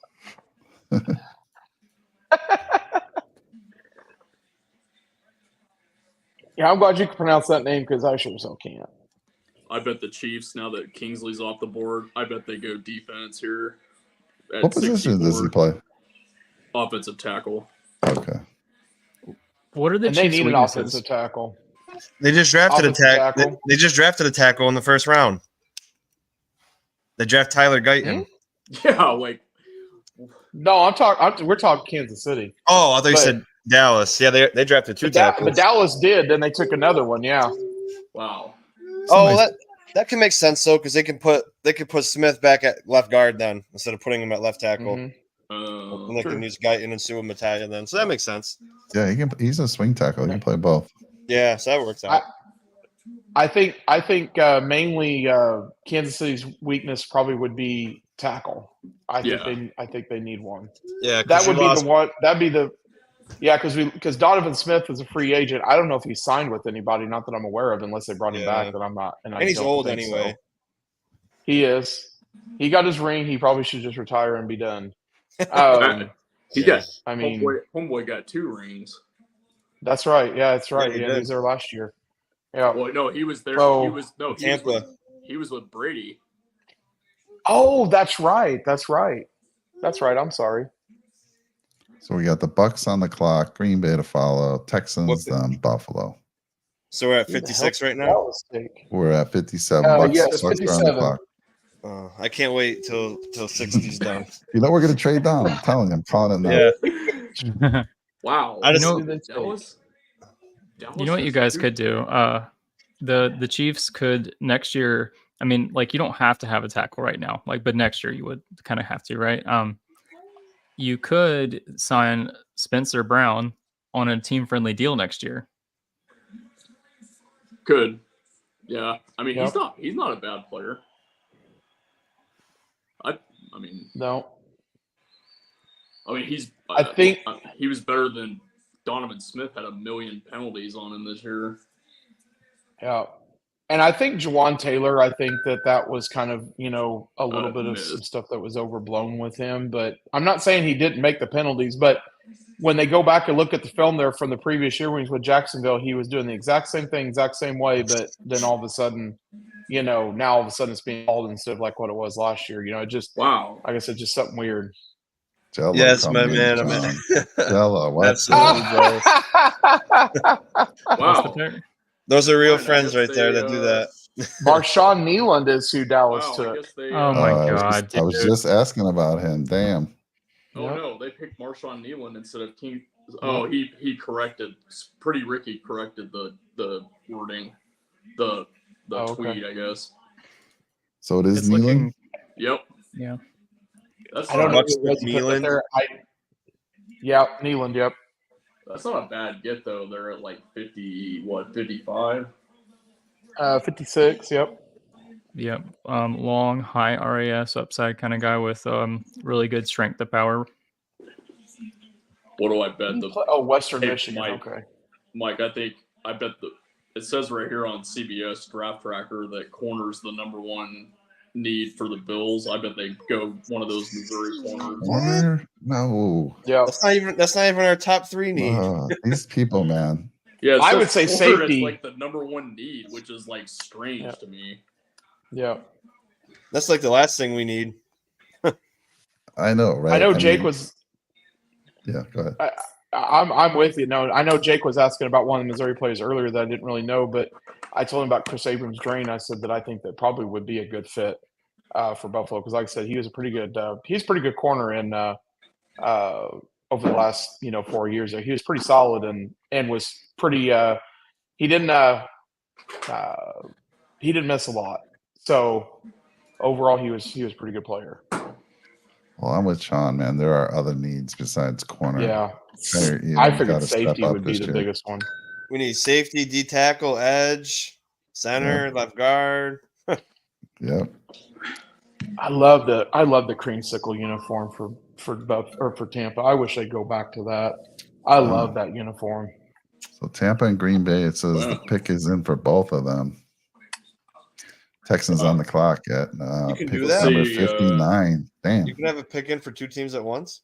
Maybe they're just behind and guess. updating the site. Oh, Let's see who the Green Bay chooses. They could have them just queued up. We've got our pick. I think the Chiefs are just going to sit tight for this one. I don't think they're going to trade up at Yeah. all. I don't think so. All right. Well, Especially let's call two it. of the. I was going to say, Then our boy might still be there. Sean and Trey, who are we taking at 60? Make that. we're make that up. guess. Well, the value actually lines up for wide receiver, but that would be ridiculous. I think we're probably going to either, predictively, I think safety or corner. Okay. Mm-hmm. We'll probably pick another wide receiver. Going Brandon Beane. How far do you think Wow. Jonah Ellis is going to fall? I mean, this shoulder injury is surprising me 64. that he's fallen that far. We'll go to the Chiefs at 64.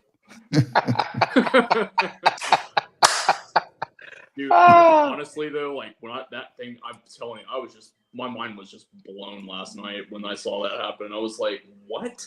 Yeah, I was shocked. I couldn't believe it. What, the pick for the trade?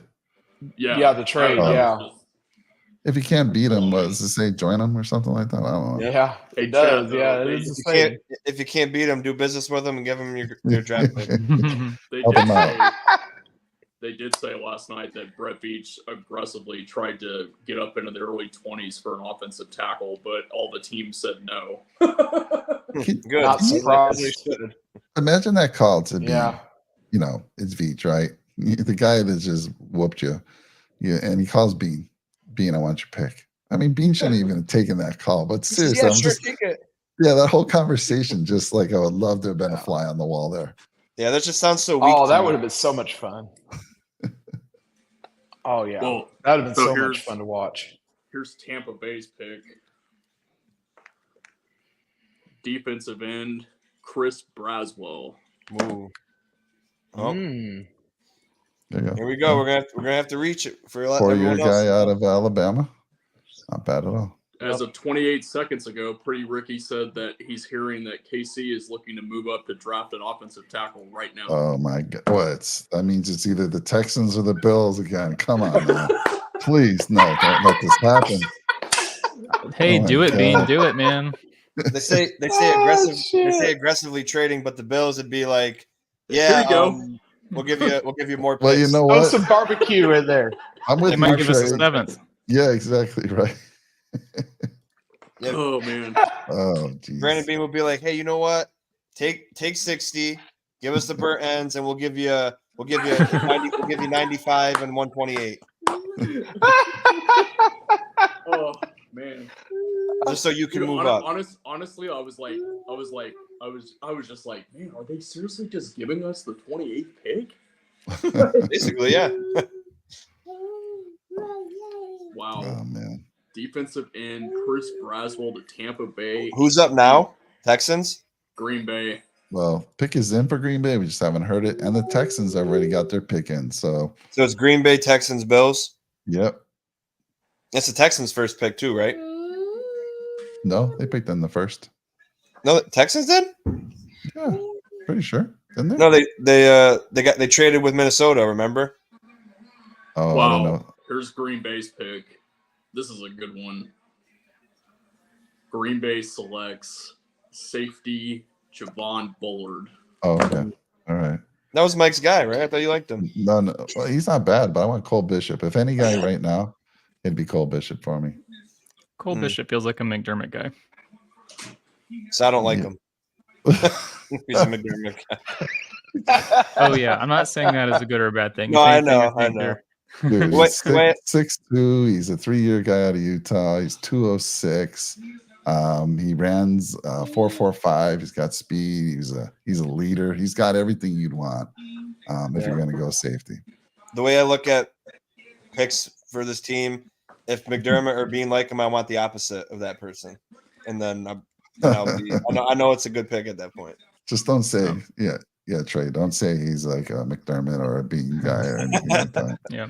'Cause that'll turn Sean off right away. Here's one thought I have. We have 5 picks between 128 and 163, right? That's a pretty decent amount of like 4th and 5th rounders. Yeah. It's like way easier to trade up into the 3rd than it is into the 2nd. We should be able to use those to get move up a good bit in the 3rd if Beane wants to, and he should. Who knows if he will though? Yeah, no, I totally agree. We'll see. When they traded down, that was the only big problem I had, is that we were only able to get the 95th pick in the 3rd. I was hoping to be a little closer near Which the is top. basically a 4th round pick. Basically, yeah.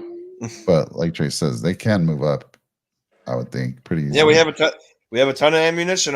We had 10 picks before we did all these trades, so we had a ton of ammunition to begin with. So we have 4 or 5 5th round picks, so we can definitely move up. Well, we know the Texans didn't I trade am with the the loser, Chiefs. We wow. know Green Bay and then Buffalo. Let's see. Here's the call again from Beach. If the Bills do it twice. Hey, you helped us out last night. What, you got one more in you? If the Bills do it twice, I'm gonna smash the computer. Well, here's the thing. If he does it one time, the fan base can be upset. If he does it twice, it's a meme, and we can all just laugh about it, and we can live with it then. We can all pick a different team. Yeah. All we can do right now is laugh at what's happening right now. Because all these other teams that are getting good in a hurry, it just doesn't feel like we helped ourselves at all now tremendously. Trey, before we pick our second time, I think we're the only team that didn't get better. I don't know how you feel. That's kind of that's my whole premise of why I didn't think the roster as constructed could win the Super Bowl, because I totally get that our players were aging out, but for large parts of the season, those players who were aging out were also elite at points in the season. The first half of the season was elite, and then his neck just couldn't handle it anymore. And then as far as Mitch Morse, he's not in great in pass pro, but he was elite in run blocking. And we're not going to be able to run down the middle with McGovern at center. So. Texans pick Blake Fisher, offensive tackle. Good pick. Got the right tackle. Bills are Buffalo's on the clock. Oh man. No spoiling, right? No, you can spoil. Yeah, I'm watching my Nationals beat the heck out of the Marlins. So I got my Cardinals on with the Mets. Are the Cardinals winning? Hopefully. Yep, 4-2 right now. Oh, good. We're at 4-0. If we at least get the pick is in already. It was quick, so no trading down with KC this time. Good. Pick is in. Well, Pretty Ricky hasn't gotten it up yet. Oh boy. He must have declined that phone call from Beach this time. I got enough heat from the Mafia. I can't take another one. Yeah, I can't do this. They'd be coming with the pitchforks if I did. Yeah. Dude, if he trades back, Beane, you might as well just give Beane the pink slip. Yeah. There we go. I mean, Yeah. Who's this next guy that Bean thinks is going to be a star? Day one contributor. Blake Fisher, offensive tackle, Notre Dame. All right. yeah, he's pretty good. They got to protect Pick us in. CJ Stroud, man. Yep. It's gonna Hey, be did your. someone- It's gonna be their future for the next decade. Did someone take edge it all holds well. Braylon Trice yet? No. He's I still know out He's there? still on the board, man. All right. That's crazy to me. That's a good pick too. So Oh man, Wow, Buffalo, see. 48 wins in the last 4 seasons. That's second in the NFL. surprising. Oh, Yeah. they're going to a commercial on ESPN. Now imagine if Uh-oh. we draft. Now imagine if we got great. If we draft great Maybe we made a players. trade. We can do. nah, the pick is already in. Oh, okay. They're just Yeah. stalling. They're stalling. They're ahead of time right now, so they got to stall a little bit. As far as like Braylon Trice and some of these guys, they do have awesome college production, but the issue is they just don't have the length to translate. And there's just those like NFL thresholds they have to meet. And, there's kind of these, I think Gabe Hall is one of those where it's like you really have to question their ability to become, handle tackles. Right. Yeah.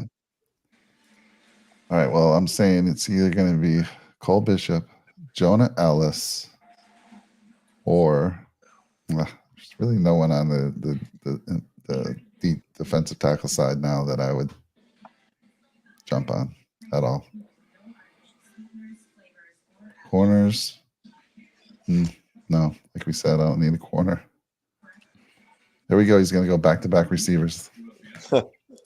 The value is okay for receiver. I mean, I just still think, Trey, there's some good ones you can get, like fourth round, third round. I'm sorry. But, Oh, Mikey. oh boy. Mikey What is it? in for a treat, man. Yes. All right. I'm liking it.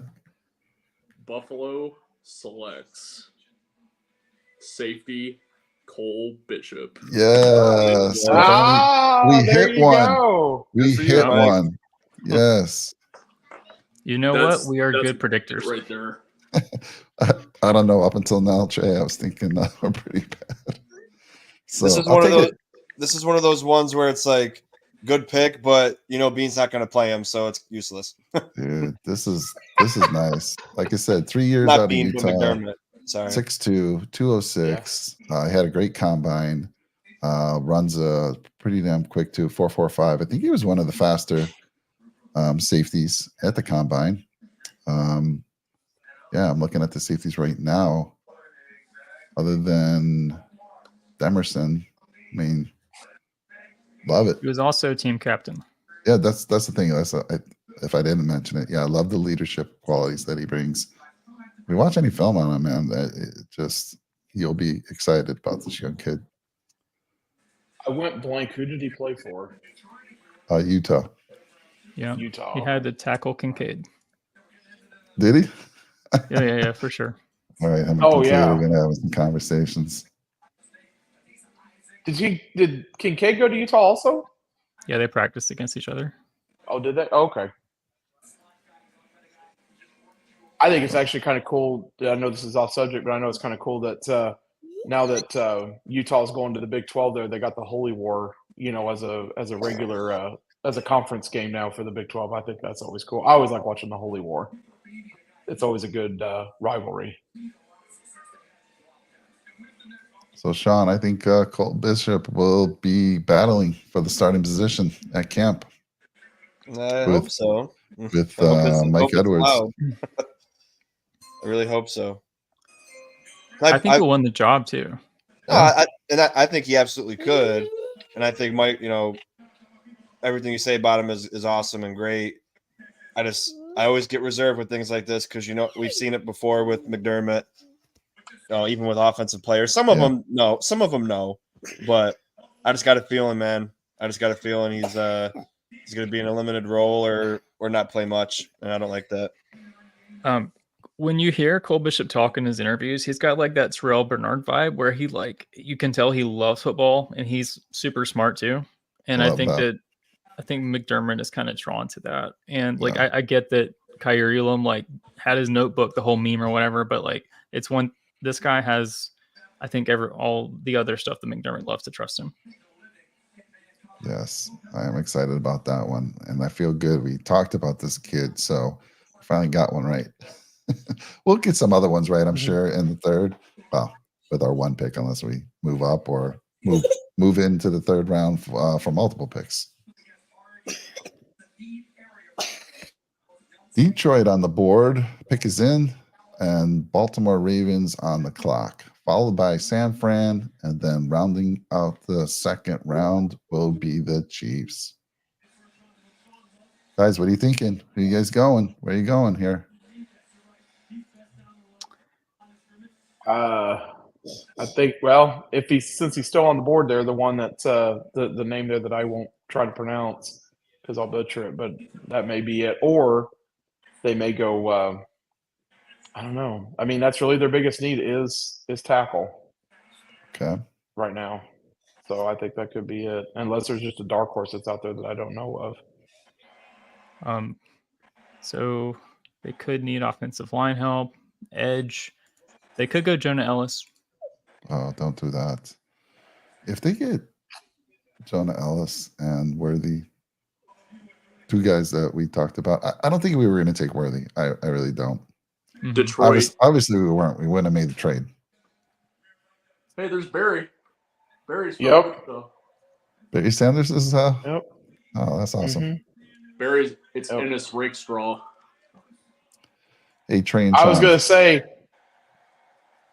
I was going to say their Ennis Rakestraw would be a good one to pick up for Kansas City as well. I know he's a DB, but still would have been good. Hey, Dad. Thanks for joining us tonight. We'll talk soon. Trey, and first of all, third round. Who do you want us to go after? What position? I think you should be able to get value in wide receiver. I would like to get a second. You could just use them for special teams if you can't get them on the field. We have to go defensive interior. I don't think that's an option. I think you might as well get a corner 4 to develop behind Kyer to manage if he's not whoever you need. RB2. I mean, I could go on, but like either that or best available. Okay, so what about you, Sean? I don't know. For me, rounds 1, 2, and 3 aren't for depth pieces. They're for legitimate starters. So whoever we can get as a starter in round 3, and then in the 4th, 5th, 6th, and 7th, those are when you can take, depth pieces or potential or high upside, low floor, high ceiling type players. So whoever's left at a position of need in round 3, I think we got to go that way. But again, like Trey said, probably still good value at wide receiver, but then you got to look at what's the value going to look like for the other positions in need later, later on in the draft. So it's tough to say. So Detroit took cornerback Ennis Rakestraw. I think that's how you pronounce his name. 4-year guy out of Missouri. Yep. No, that's a good one. But for me, Sean, though, when I think about the team building, the average age of our D-line is 30 years old. And Rasul's gone next year.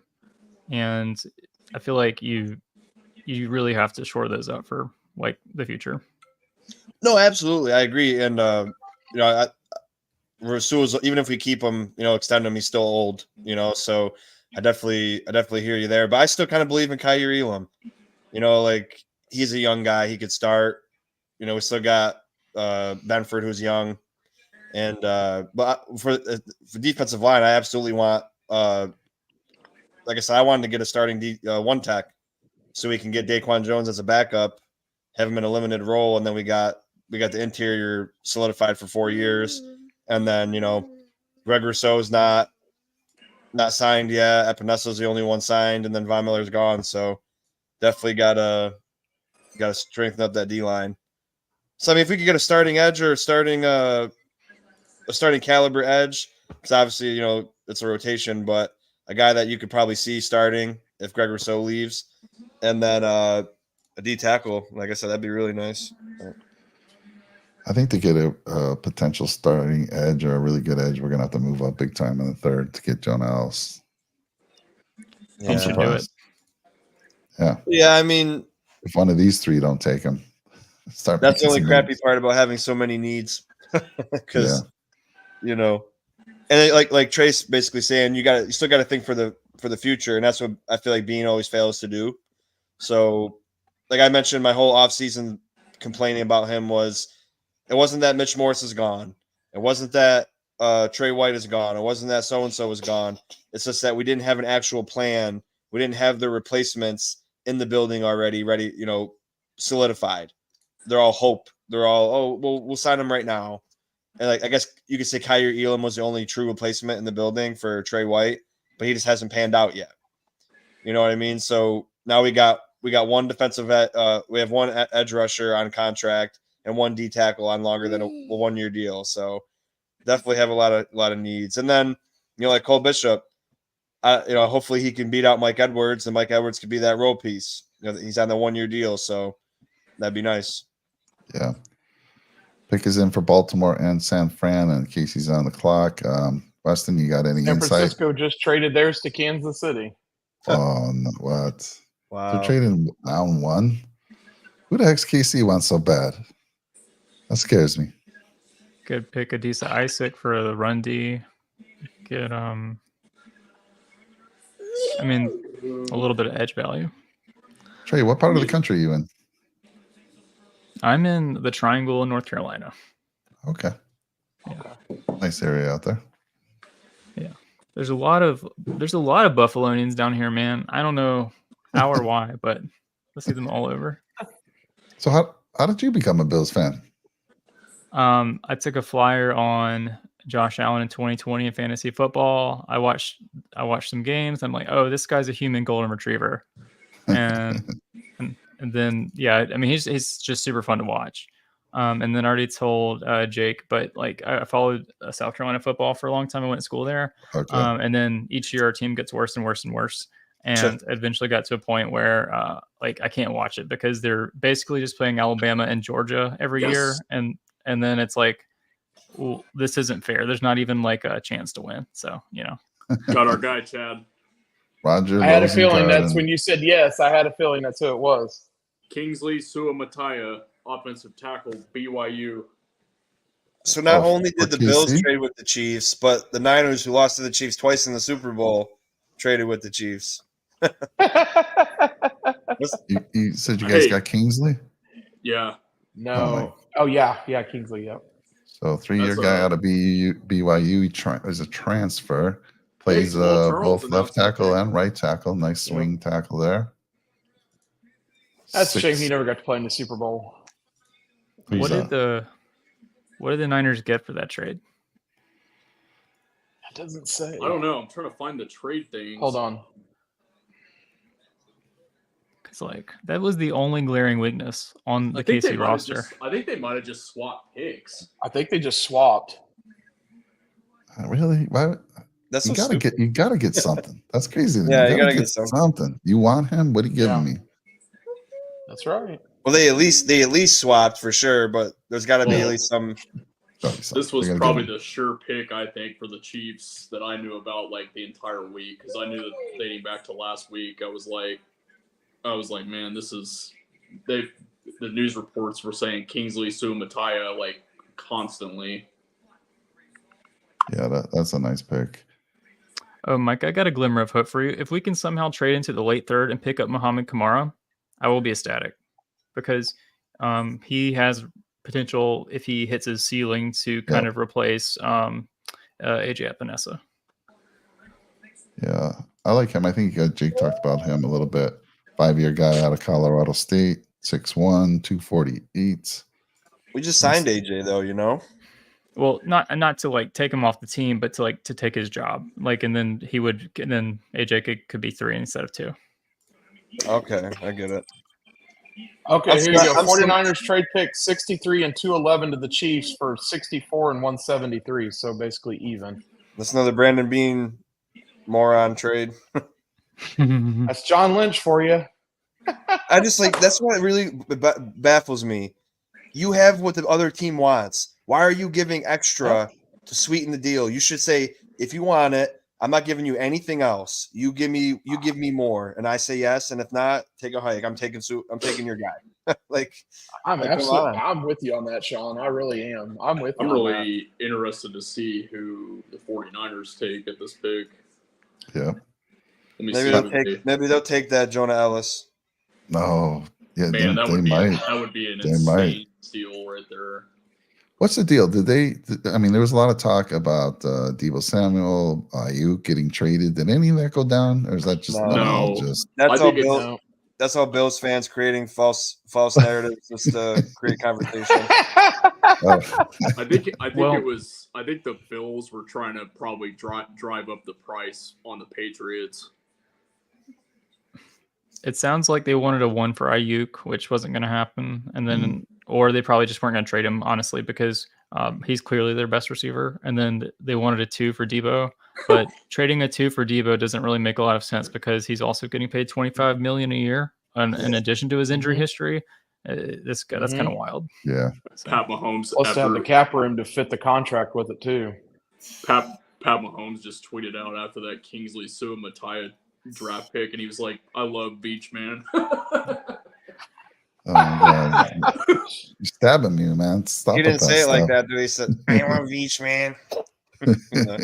I know they said that they reported out there that I guess he was going to have more of a bigger role in draft selection this year.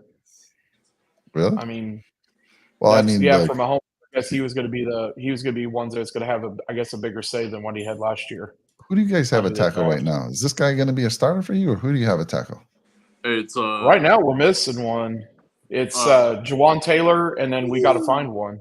No, Okay, we have a developmental. Wanya Morris. Wanya Morris. Yeah, that's Oh. it. Mike, your Yeah. guy. Oh, that was one of the guys I talked about Yeah. last year. Yeah, that's right. So, do you think Kingsley slides in and becomes a starter? Day one? I Probably not think, right off Battle the with bat. Wanya. Unless Wanya struggles. Okay. And what did you think I of think, Wanye? Did Wanye play last year? He did. He He played. got in- I think he played about 6 or 7 games, if I'm not mistaken. yeah, he got And then he in, got a concussion, and then he was out. He got in like towards like the throwaway games at the end of the season, like against the Chargers, but he was really bad in that Chargers game in week like 17 or week 18 or whatever, where we just benched everybody. Yeah. Gotcha. Well, he's got a Super Bowl ring already. How about that? Isn't But Kingsley's? didn't he end up getting? But I think he ended up getting hurt. Did he end up getting a concussion and then was out the rest of the year? I think. Yeah, I think so. Brett Yeah. Beach said, No, there was one. There was one game, the Raiders game. He was really bad. That was the Yeah. Christmas Day game. He was horrible in that one. yeah, Pick his I in. remember the Chargers game, like Wanya Morris, he was just getting blown off the ball against like Max second- Crosby was eating him alive.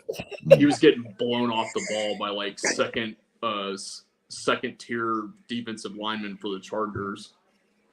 Yep. So it sounds like Kingsley will be your starting. Yeah, Could Brett be.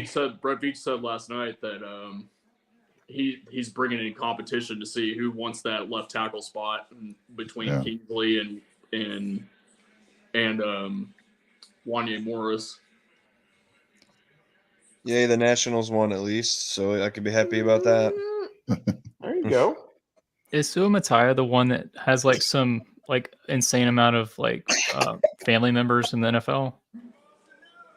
There's like one tackle who had like 12 members, something like that.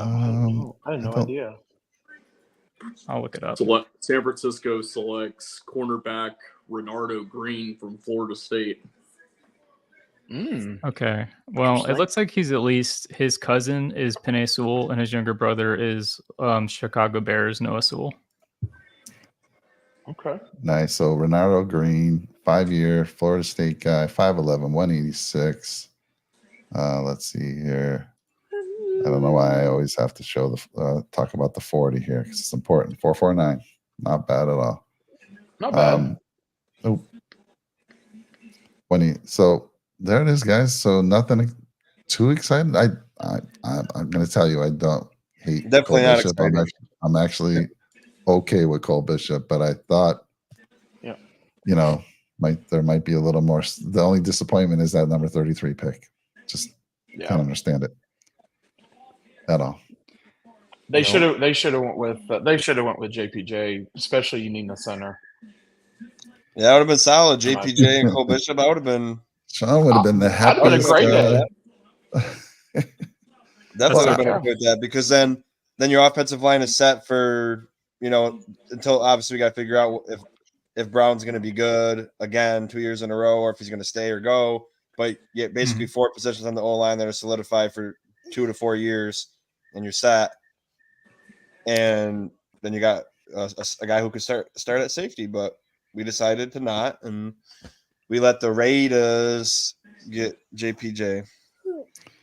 Well, you know what I'm gonna be doing, Sean? After this, we're about to close out the show here. I'm gonna be watching a lot of Keon Coleman and trying to convince myself, like we always do, how good he's gonna be for us. Yeah. Well, instead of me doing that, I'm gonna watch anime and There you go. do anything else but watch Keon Coleman highlights. I'm definitely gonna check him out. That's truthful, but unfortunately, we'll get a ton. We'll see a ton of them for the next 4 years. Right. And there's going to be some podcasts out there just hyping them up. Oh yeah, it's all right. I'm sure all the Cover One guys are already tweeting. You see, guys, Brandon Beane knew that Keon Coleman was going to be there at 33. It was the plan all along. Now we have wide receiver. We have wide receiver 1 and offensive rookie of the year of the future.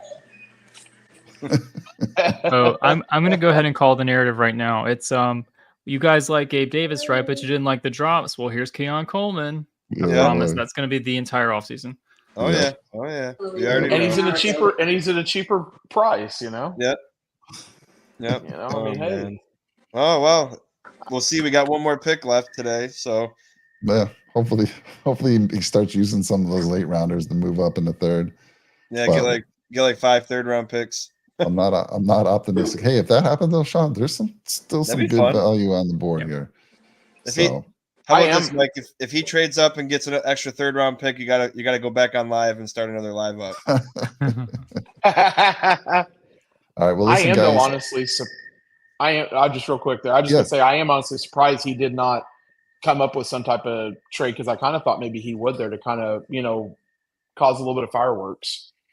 But yeah, like I said, I'm okay with Cole. I know Trey wasn't big on a safety in a second, but you know what? He's one of the better players available at that spot for us. So we'll see. Trey, this was great having you on for the first time. Thanks for the invite. I hope you join us again. You're always welcome, especially when you're in the Discord. And Sean, I don't know if it was Trey, but somehow you joined the Discord, and I was like, we got royalty here joining. I've been joining the Discord. I just don't show up. Oh, I don't know. He joins the Discord and doesn't say anything, but Trey, you got him to talk. So great job on that. I'll say something negative, he'll hop on. There you go. Yep. Well, I sent a funny picture. Nobody answered. I don't think so.